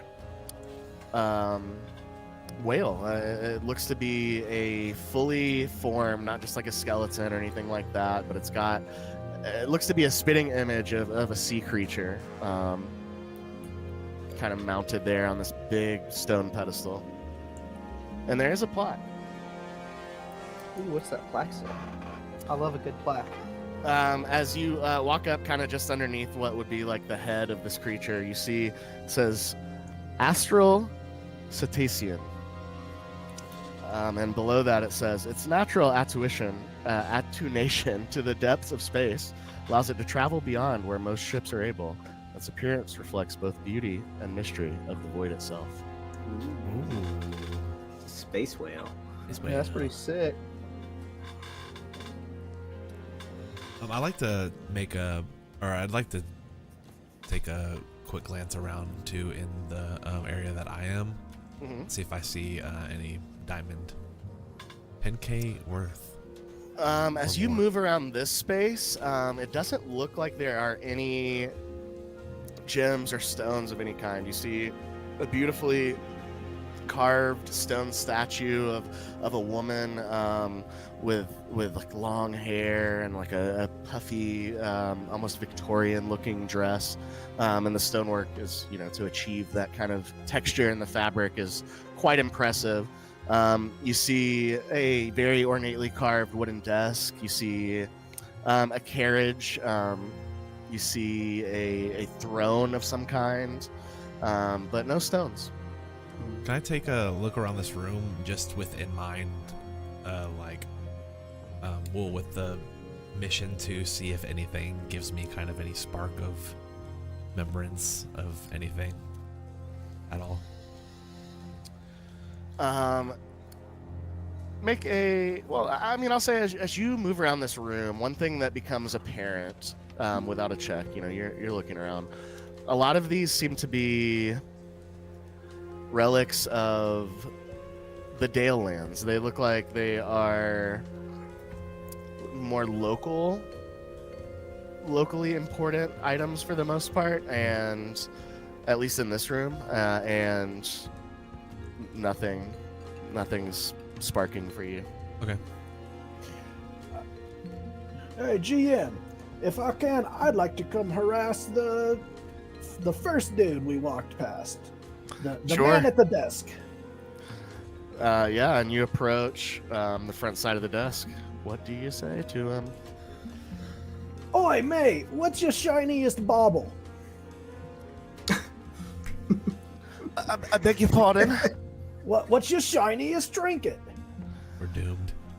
Trinkets. I'd say perhaps the stadium room. To my left, you find various pieces of old armor and plateware. Where's the Small, sparkles? small stones. You got anything with gems in it? Ah, you're looking for gems, yes. Well, if you head back to the room in the back on your left, you will find we have several gems and goblets on display. It's in the mummy room. You. Last note, my man. Do you do guided tours? We used to do guided tours. However, we only had complaints that the descriptions of items and the tour took entirely too long. So we've moved to more of a self-guided tour system. All right. What's on the second floor? I want to make my way towards out to the main area The second again. floor is not for guests. It's restoration and museum offices. Thank you. I'm gonna go look at the baubles now. Appreciate it. And then I would like to go to the room he talked about. Thank you for visiting the Museum of Antiquity. Let me know if you have any questions. This ship, is there a way to get up on it? Like, is it a display you can actively walk on? Interactive display? No. Well, as you kind of make your way back into the main space here, you're looking up at the ship, and it does not look like it is meant to be boarded by museum guests. And let me see, what did I roll? I rolled a history check on the ship as well. I think I got 14, I believe, is what I got. Oh, never mind, a 9. I'm looking for a plaque around the ship. Is there something there that tells me what this is? Absolutely. One moment, please.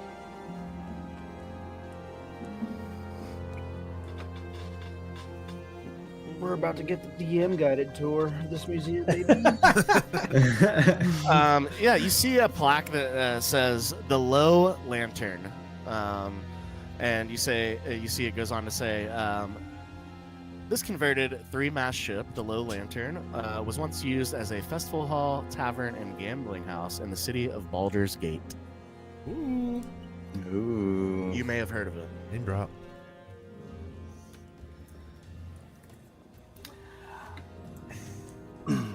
I want to come find Timba, and I got something to discuss with him right quick. Easy enough. You see Timber just here, having a great long look at this blue and white grained longbow. I walk up, I do the clasp on the back again. That's gonna become my thing with him. And I'm like, hey mate, doesn't seem like there's a lot of eyes down here, but it sounds like there's some special stuff on the second floor that we're not allowed to normally see.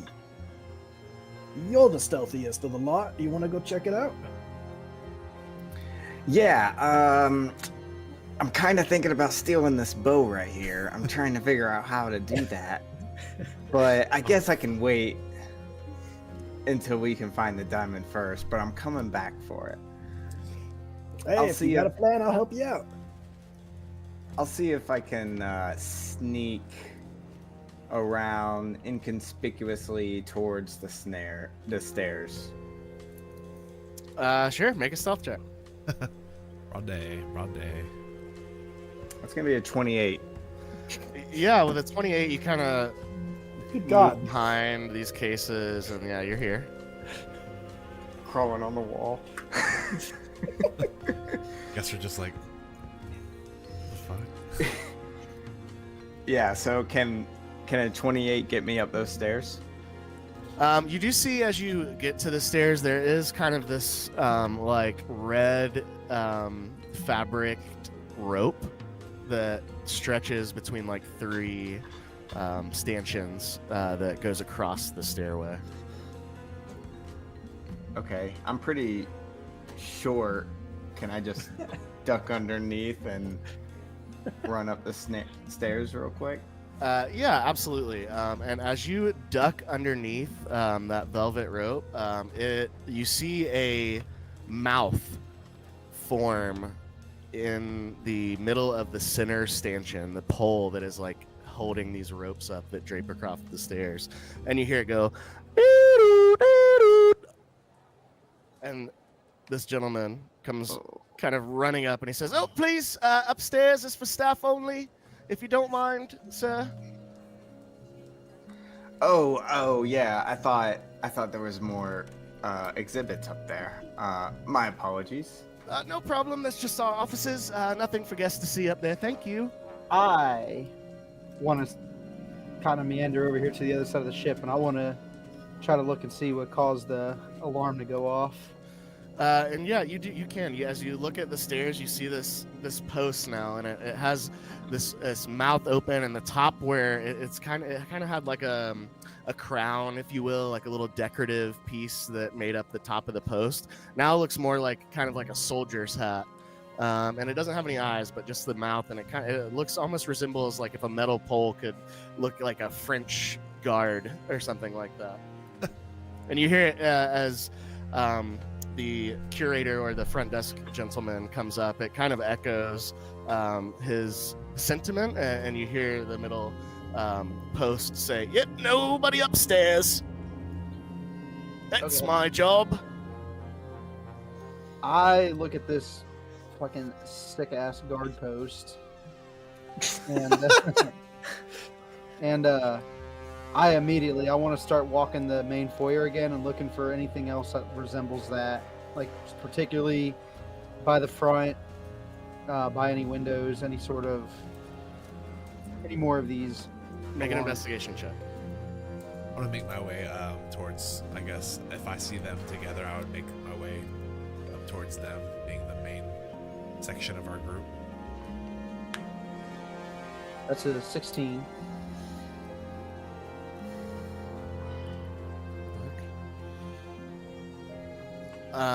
With a 16, you begin to look around the room, and it's hard to tell because that post looked like a post.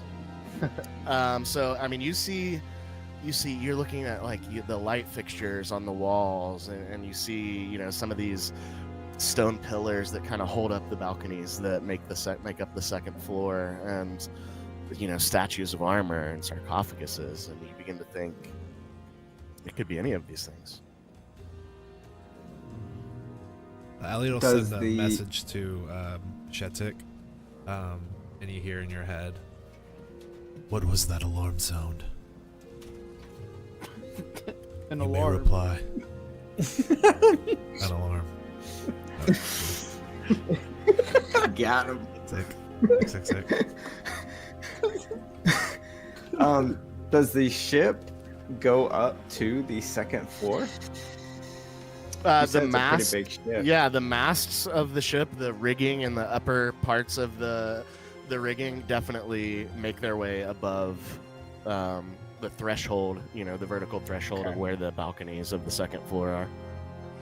So I walk over to Bojack and I say, "You think you could throw me on top of that ship?"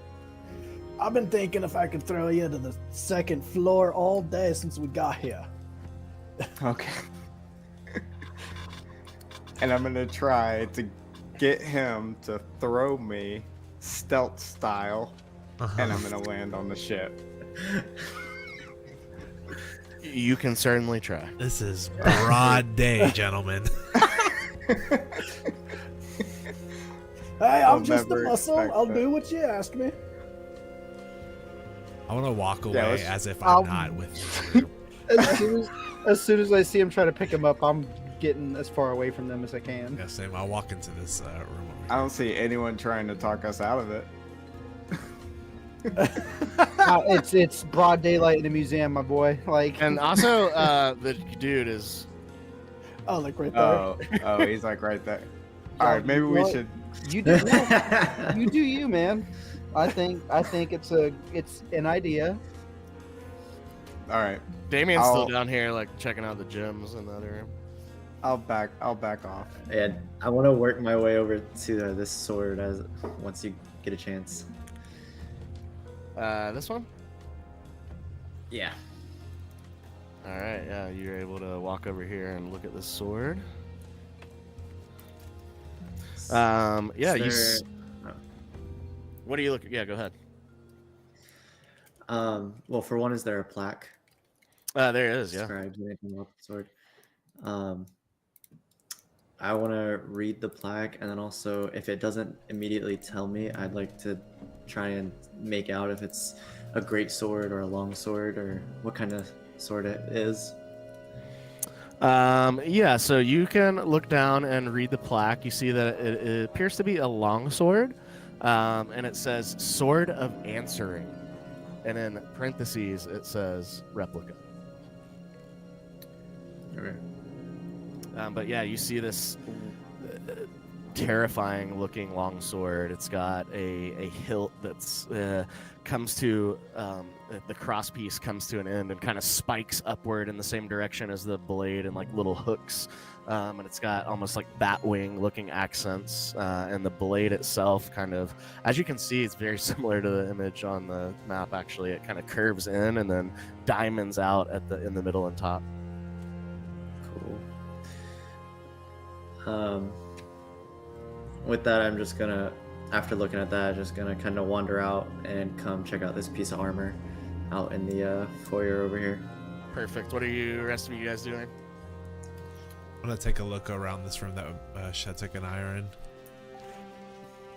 and kind of Can I just actually? whisper. Oh, sorry.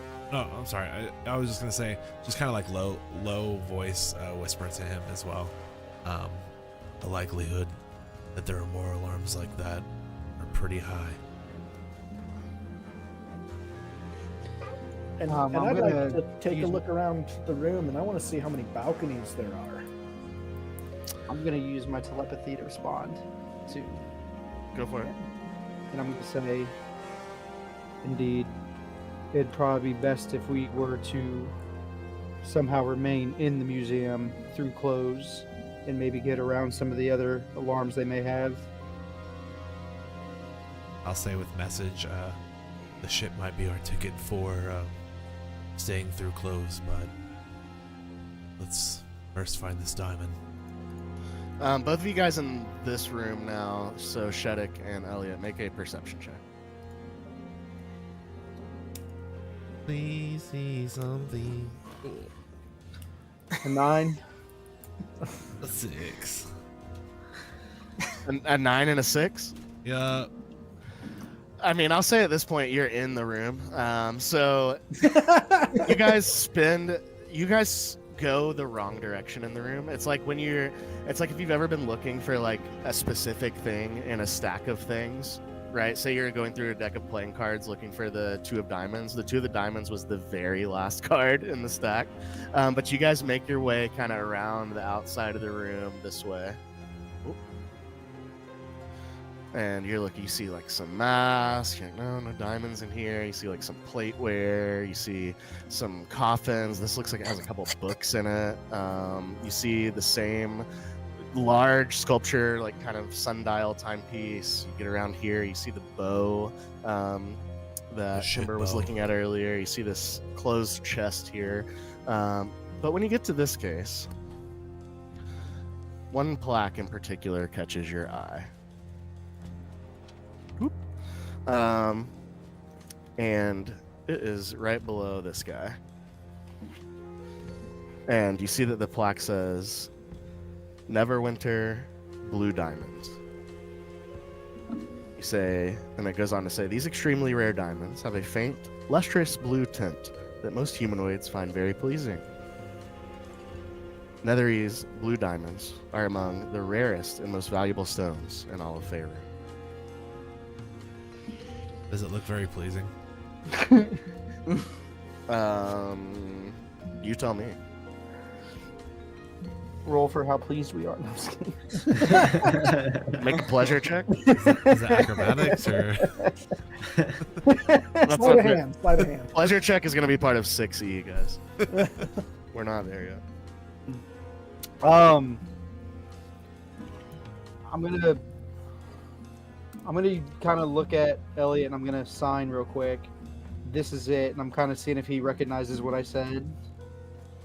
In Sign it language. like with your hands. Yeah. I have common sign language, and I'm trying to figure out if you speak it. What does that mean? And then telepathically, I'm gonna tell him. This is it. I see it. Can you maybe create that mansion again and we could chill there until they're closed?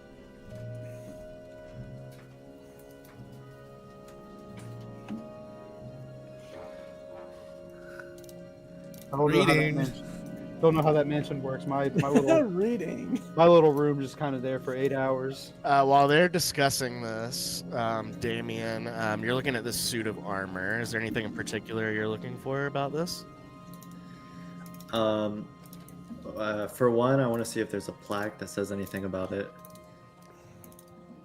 And then for 2, I want to see if I can sense any magic from this. How are you sensing for magic? Do you have detect magic, or are you just trying to make like an arcana check to see? Just if you like can an sense any? overall arcana check, just to see if there's like any arcane energy coming from this suit of armor. Yeah, make a arcana check. Oof, 2. You cannot determine one way or the other. When you are looking at the plaque, however, you see that it says Elven Chainmail. And you look up and it's these beautiful, like, small metal rings that look like they were deftly made that kind of lead up to a neck piece that comes down as like more of a hard silver plate in the middle that kind of forms a point pointing downward, and then the pauldrons are very elven looking, curved, intricately crafted as well. All right.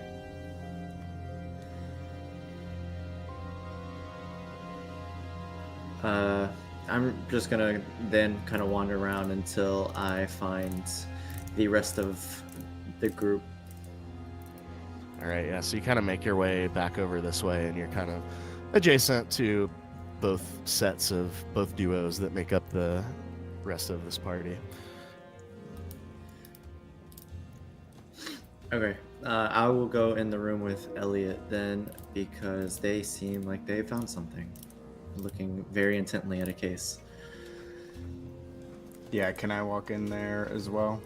Yeah, if I see the rest of the group, I'll follow along. I'm gonna. All right, you guys form a big circle around the diamond. Oh, Before, look at the shiny! before they get to us, I'm gonna once again in Elliot's head say, "These rubes are about to blow our cover. I'm out of here." And I'm gonna go over towards the bow. Where are you going, Shetic? Uh-huh. fucking Christ, dude, he's about to steal a bunch of shit in broad daylight. I'm not gonna steal it. I'm just looking with my hands. I'm gonna come back out here and just keep examining this boat. Like I'm about ready to. I think I know how I have the start of a plan, and I don't need to be crowded by a bunch of these folks. What are you doing, Timber? Can I read the plaque on that bow? Yes. You can read. Who taught you that? It's a gift from the gods. I know who didn't teach you that. Okay.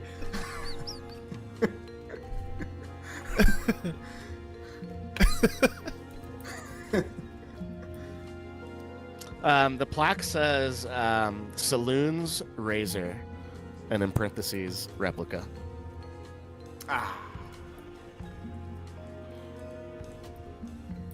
I'm gonna walk and look at. I'm gonna just turn and try to, even though I've been standing here a long time, kind of just like look away back to the sundial, and I will. I can't talk to everybody, but so really quick, I just want to verify something.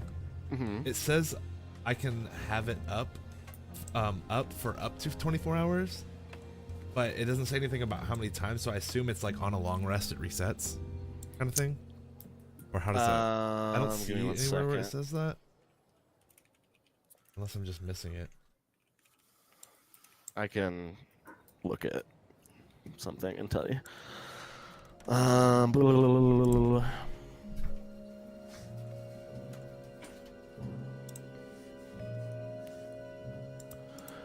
It is just however many 7th level spells you have, my man.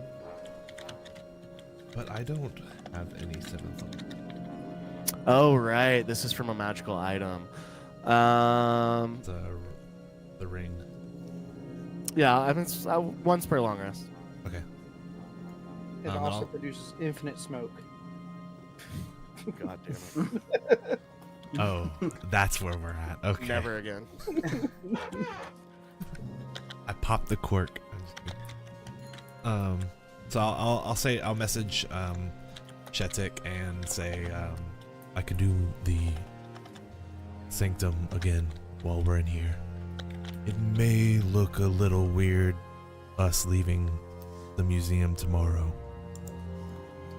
We can deal with that tomorrow. I suggest maybe you and the cat and maybe one other person stay here, or maybe just you two stay in and I can be outside the museum. Come in if I need to with my Misty Step. But I don't think all of us should stay in the dimensional mansion.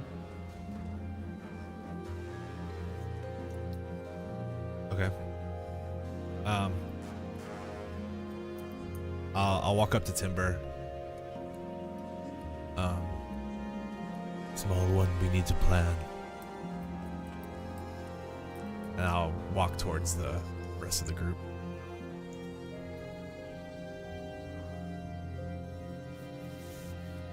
Do you follow him, Timber? Yeah, I follow. I don't know that they found the diamond, so I'm You just just like, get yeah, your sure. little ass over here. Your scrappy butt over here.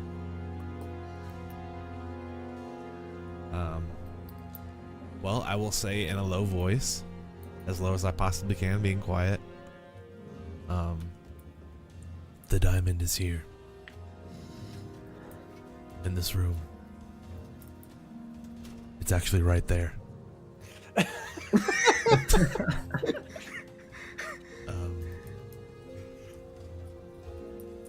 We maybe should make our way away from here to plan how to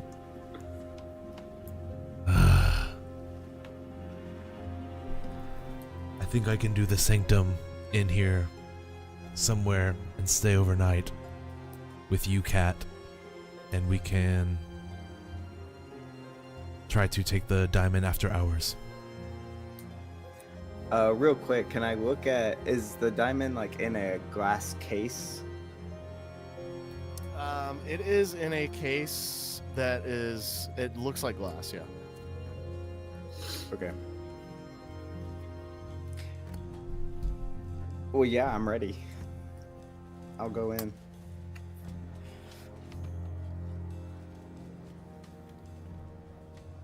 Okay. What do you all think of this plan? And what will you do in the meantime? I mean, what do we do in the morning when they notice their diamond's missing? Is that any of our concern? I was just gonna say, just replace it with something that looks similar. That's not a bad idea, but it's not my concern because I'm not going to be the one in the museum with the diamond. Ooh, I could stay in here with you and Misty step myself out of here with the diamond. That way you guys don't have it in the morning. And if I were you, I'd not have your extra dimensional mansion door right here immediately next to the diamond either. I have access to this spell, Misty Step, as well. How will we get you out of the museum, little one? Maybe he doesn't stay with us.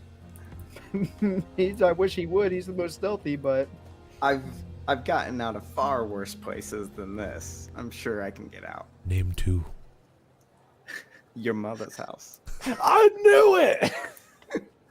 Do you know her? No, I don't. Oh, you mean you wasted the good burn?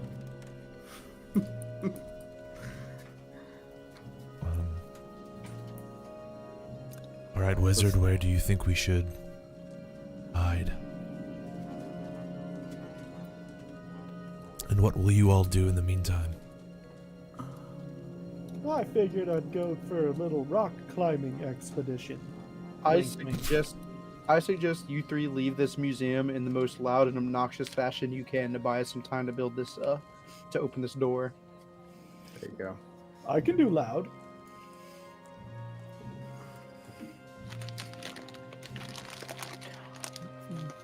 This, like, dimensional thing, does it, like, while we're in it, is there just going to be, like, a doorway sitting in a wall that wasn't there before we stepped in here?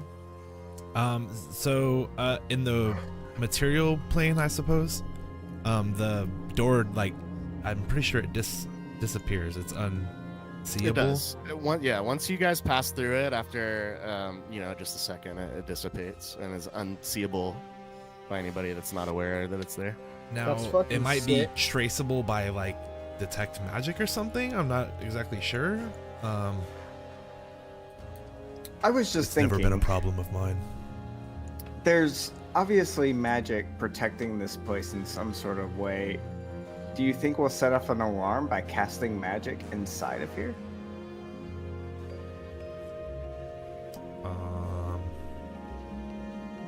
I guess we'll see. I'll look at you, and I'm gonna grab your arm and I'm gonna cast Chill Touch to find out. Me? Nope, the Tabaxi. Nice. Okay. Ember. Is that a roll to hit or a spell save? It's a roll to hit, which is a 10, so I'm actually kind of glad. Hopefully that misses. That misses. So I cast Chill Touch. Did anything happen? Did any alarms go off? You don't hear any alarms going off. Give me 1 second to read the spell, though.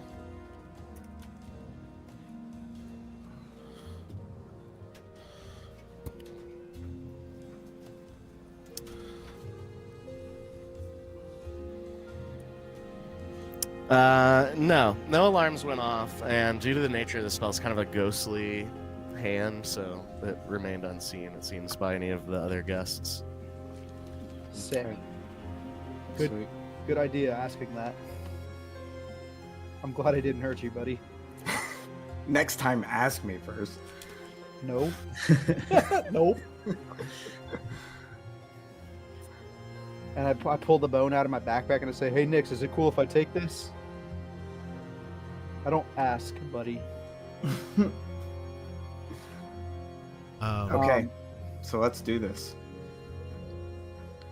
Yeah, y'all start getting loud and creating a distraction. Get these people out of this room. I think it would be smart for you to get a room in a tavern close by. I will contact you once we're out. There's the cornered. How far was the cornered cat from us? Yeah. That was in the slums. So you have made your way kind of up the hill out of that area and around the massive stadium. And you're now kind of in the middle of the Sapphire Ward, which is more to the south of the city, whereas the slums are kind of on the north side. So we didn't catch any like named taverns or anything in this ward.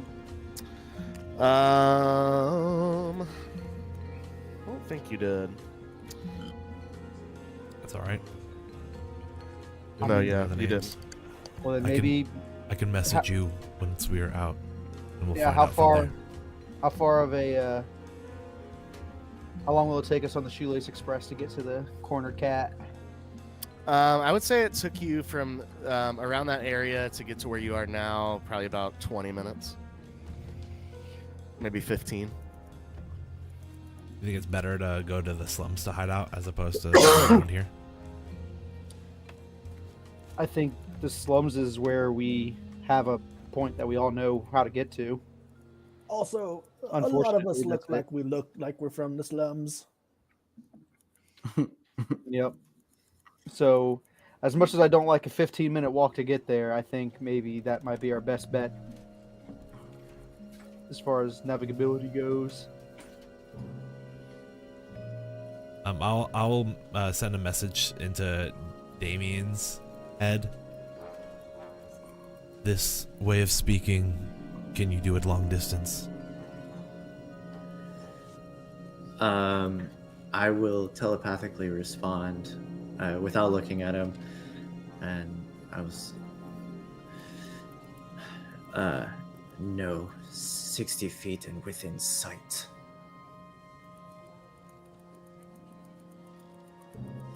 Well, I can reach out to you all to ask where you've gone, and we can meet you once we're out of the museum. I think now's Very a good of well. time than ever to make this happen. Yeah. We're all. Yeah, let's do it. Right then. Are we ready? Yes. Yeah. I'd say we're waiting on you. We'll walk towards like maybe around here. Is this a sundial like big enough thing to where it's like kind of obscuring us from like maybe other people in the room? It's not. It's big, and would obscure you if it was like a solid structure, but it's definitely something that has, kind of arms and things. It's not like a solid piece from one side to the other. Okay. Is Oh, sorry. Go ahead. no, go ahead, please. I was gonna say I'm gonna turn and start making my way towards these two over here. As I do, can I tell if they're elven, human? Can I kind of what species they are? Yeah, I think even without a check or anything, you could definitely tell that. And you are looking at the guy that seems like he's the curator is an older human gentleman, and this is another human as well. She's a younger looking female that seems to be a guest here. As you approach, you hear him. This is the plate of divinity, the replica, of course, but we've sourced it from North Dalelands, and As I walk up, I'm going to address him and say, "You, human." I'm just trying to get his attention. He's gonna turn to you and say, yes, how can I help you? Any questions about one of the exhibits? Questions about your hours. What about them? Well, for one, what are they? We typically open from sunrise to early evening.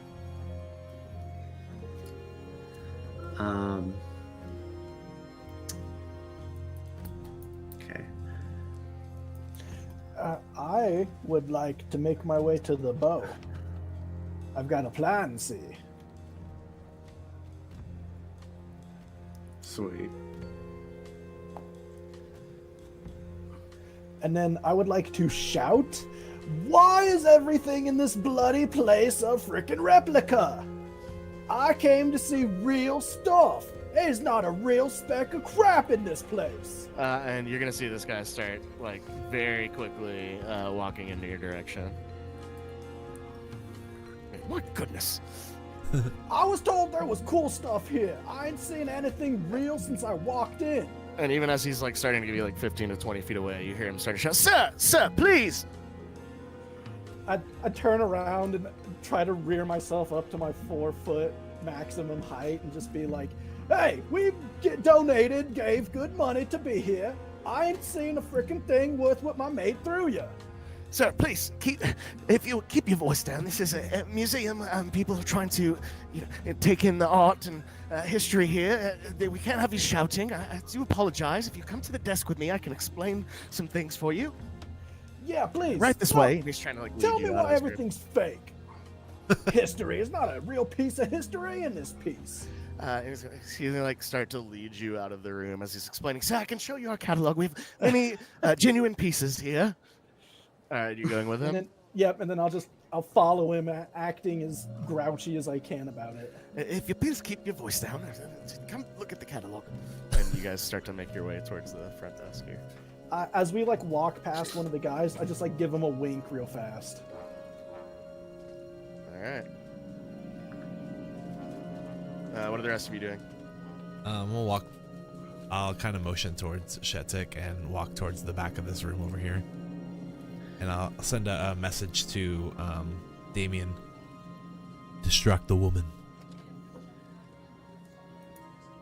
I will, walk up. I'm not gonna respond or even glance back at him. I'll just walk up and just strike up some sort of conversation about whatever piece she was previously looking at. Trying to position myself in a way that she has her back to the rest of them. Okay, so here. Yeah. And what do you say? You work here, woman. She's gonna start to reply to you. No, I'm just visiting. My uncle lives in Highmoon, and I saw these beautiful plateware here in the case, and I just thought, what are you guys doing? Timber, what are you doing? I believe I'm heading with them, correct? That was the plan? Yeah. All right. And you guys are kind of here in the back corner of the room in between like this coffin and this case here.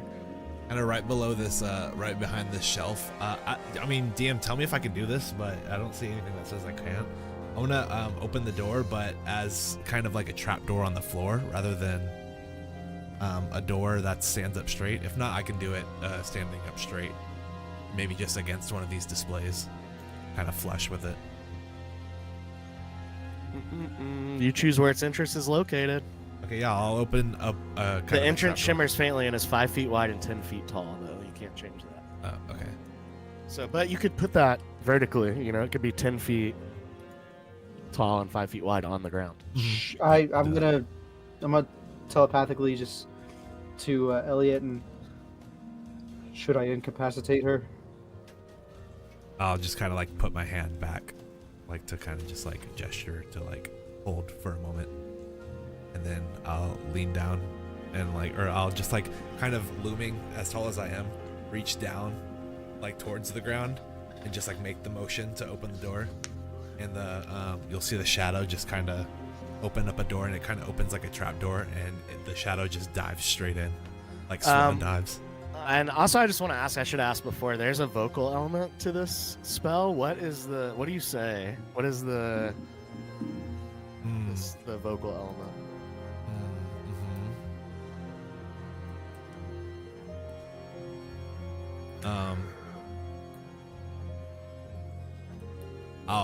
I kind of just mumble to myself, "Be seen," and then he opens the door like a trap door and just kind of dives in, and then I kind of just fall into it, almost belly flopping into it.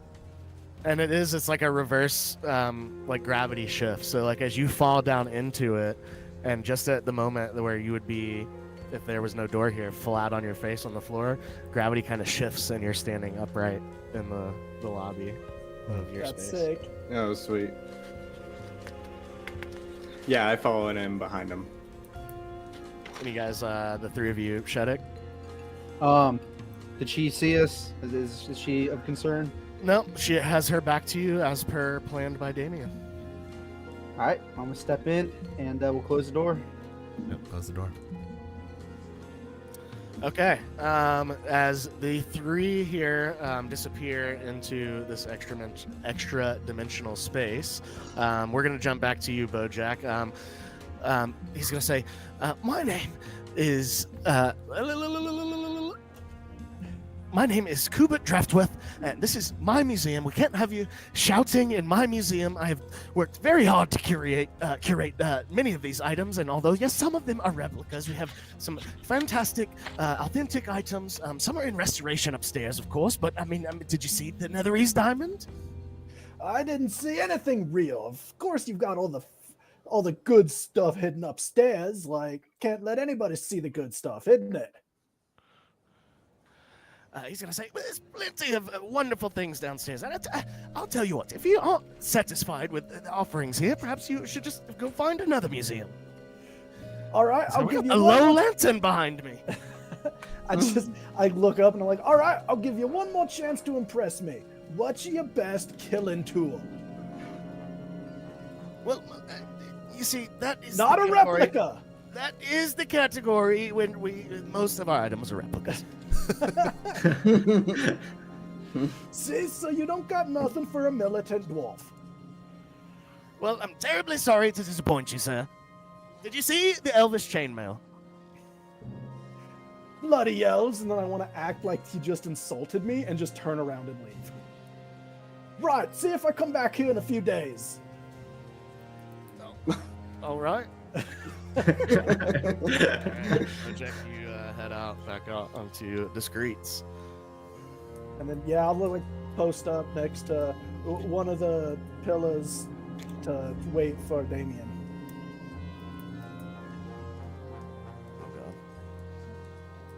Damian pretends to give a shit whatever this lady's Yeah, I will cut her off mid-sentence and say, "You interest me no more, woman," and I will walk out. Turn and walk out.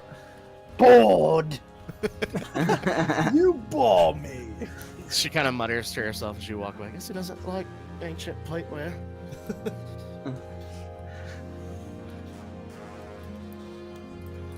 Okay, so Bojack and Damian, we find you guys now outside the museum. What would you like to do? Right, you're one of them fancy magic types. What did they tell you to do? All I heard was make a distraction. As much as I don't like being told what to do, we are to wait. You want to get a beer, or you want to wait nearby? I could always go for an ale. Or several. We might as well. We are to wait till the morrow. Did they have an idea of where, or should we just return to the slums somewhere?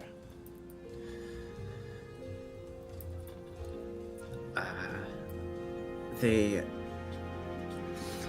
told me that they will contact me once the job is done. So preferably somewhere they know how to get back to. Ah, right. Okay, so before we met you then, we ran into this tavern called the something kitten. We climbed in. Sounded but lame, but I guess that would be a fine place to chill. If that's what you think is best, Uh, Tolv. I mean, that or we can go back to the tavern we threatened the lady in. She didn't meet you. That might be fun.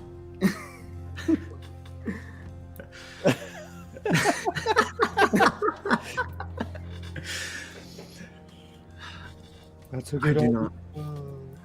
not. I do not think that is wise. Right, so to the whatever kitten it is, and I'll just head back the way we came and try to find the tavern. All right, so as this red-headed dwarf and red-eyed, pale-skinned humanoid make their way, and you're kind of leading Damian at this point, towards the slum district. You eventually come to, after about 15 minutes, the outside of this. It looks almost like for those of us from Earth, a New Orleans kind of building. It's got those like French balconies that hang from the second story that kind of go around the outside of the building. And you can see the cornered kitten is in this like kind of red and pink text with like a black outline that goes around the outside of it. And you see it's got a little kitten on the sign as well that's got two devil horns coming out of the top of its head. Sick. This is the place you speak of. It's the only other tavern all four of us know. It'd be easy enough to meet up back here. Very well. And I will walk inside. It is early afternoon, I'd say. Well, no, you guys woke up at around like 1 p.m., right? So Yeah. it's closer to like maybe 4 o'clock, going on 5 now. And you walk in and you see a lavish space. The furniture has kind of red cushions, and everything has got either like a red or a pink kind of accent to it. Even the lighting seems to be enchanted to give off these red and pink tones. And you see, and I'm just gonna grab her. There you go. Oh, wow. Cool. You see this woman standing behind the counter, and you see that she is conversating with a couple of other very scantily clad young women. And you see her, she's kind of counting some coin on the counter as she's speaking with them. All the patrons here in the space, some of which are talking to other scantily clad women. Others are at the bar drinking, speaking to each other.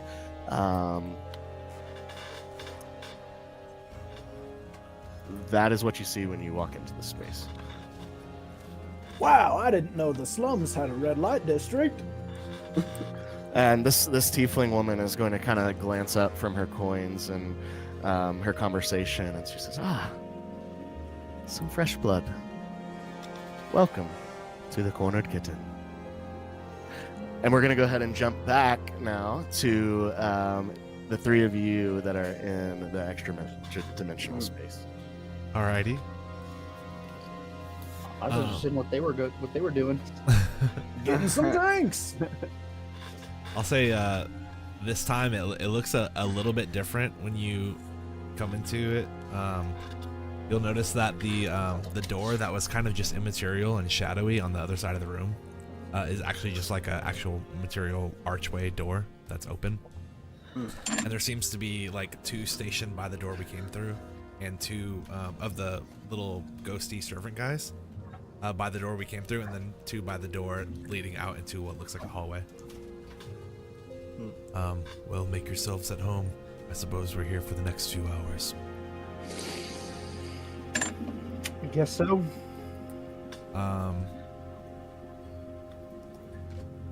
Well, I'll kind of make my way into down the hallway and take a right without really saying anything to anybody.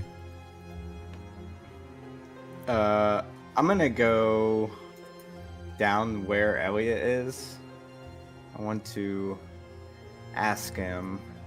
So, dead man, what is the deal with your shadow? How can I learn something like that? Just kind of like looking away, stand there solemnly for a moment, look down at my shadow. It's not something learned, rather given. I'll just kind of sit down at the desk and grab a book off the shelf, flip it open. And so, who would I have to go to be given a shadow like that? It could be very handy in my line of work. Close the book and just look back. Do you know the Lord of Bones? I can't say that I do.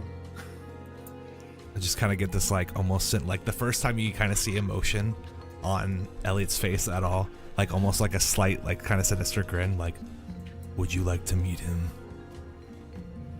And you kind of see the shadow just like very slowly, I don't know what your passive perception is, but it would be slowly kind of just like looming towards you, growing a little bit.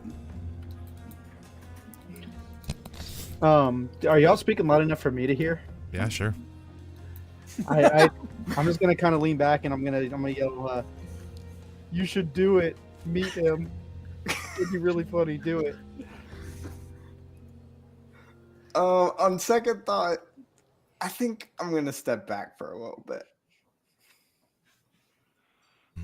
Very well. Elliot, if he ever changes his mind, let me know. I'll help you get him there. You see my shadow just kind of snap back into submission, like where to mimic me directly, just sitting waiting.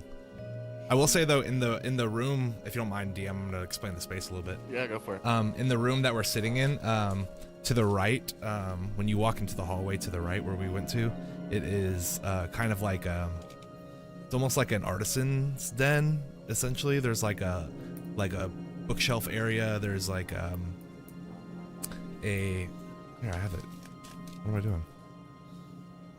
Opens up into a kind of workshop area that leads further back into a like a pseudo library essentially. It's got like a little blacksmithing area with a kiln and a furnace and like a anvil. I almost said anchor for some reason. And there's a little like pocket where there's like lots of vials with random beakers and liquids and various jars of like stuff.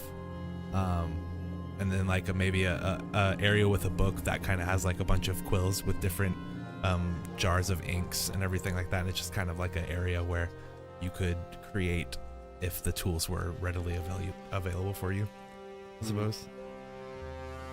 And then there's a doorway that leads on the other side of it. Like if you're going from the foyer to the hallway and take a left, there's another doorway that goes down that way as well. Oh wow. I just walk out, leaving Elliot to his doing, and I just say, I should have stuck with the dwarf.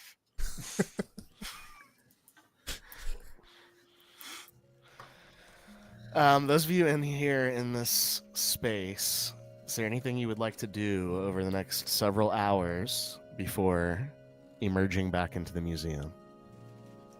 Presumably, once it's closed. I'm chilling. I'm just I'm gonna go back to continuing carving my runes and the various bones I have in my bag. We'll say a couple hours passes. And, Shetic, you get done carving. Elliot, you're kind of reached a place in your book and you close it shut. Timber, you're standing there fucking with the unseen servants. But A few hours has passed. Yeah, I'll hop up and assuming we're kind of all in the same area. Well, gentlemen, shall we? And I'll walk towards the foyer, front door area. If you want to open the door, I can probably scurry my way on out to see. I think we've put ourselves in a position where it's kind of all or nothing at this point, and there really is no nothing left. So I say we go. Let's get out there. Let's get a diamond, hopefully a real one. And Okay, I'm with it. Let's do it. I'll go to open the door, and as soon as I open the door, I cast invisibility on myself. And as you do, everyone make a perception check as you see Elliot open this extra dimensional door and immediately disappear. 19. Ooh. First good perception of the night. There he is. Oh, 5. There he is. 18. There he's not. Shetic and Elliot, as you open this space, a much darker version of the room that you came from exists. And you hear a few things. You hear the sounds of stone scraping against stone. And you hear the sound of metal scraping against stone in kind of a shuffling pattern as something moves within this museum. And that is where we're going to end tonight's session. Fucking God, dude. What the hell? So- We're fucked.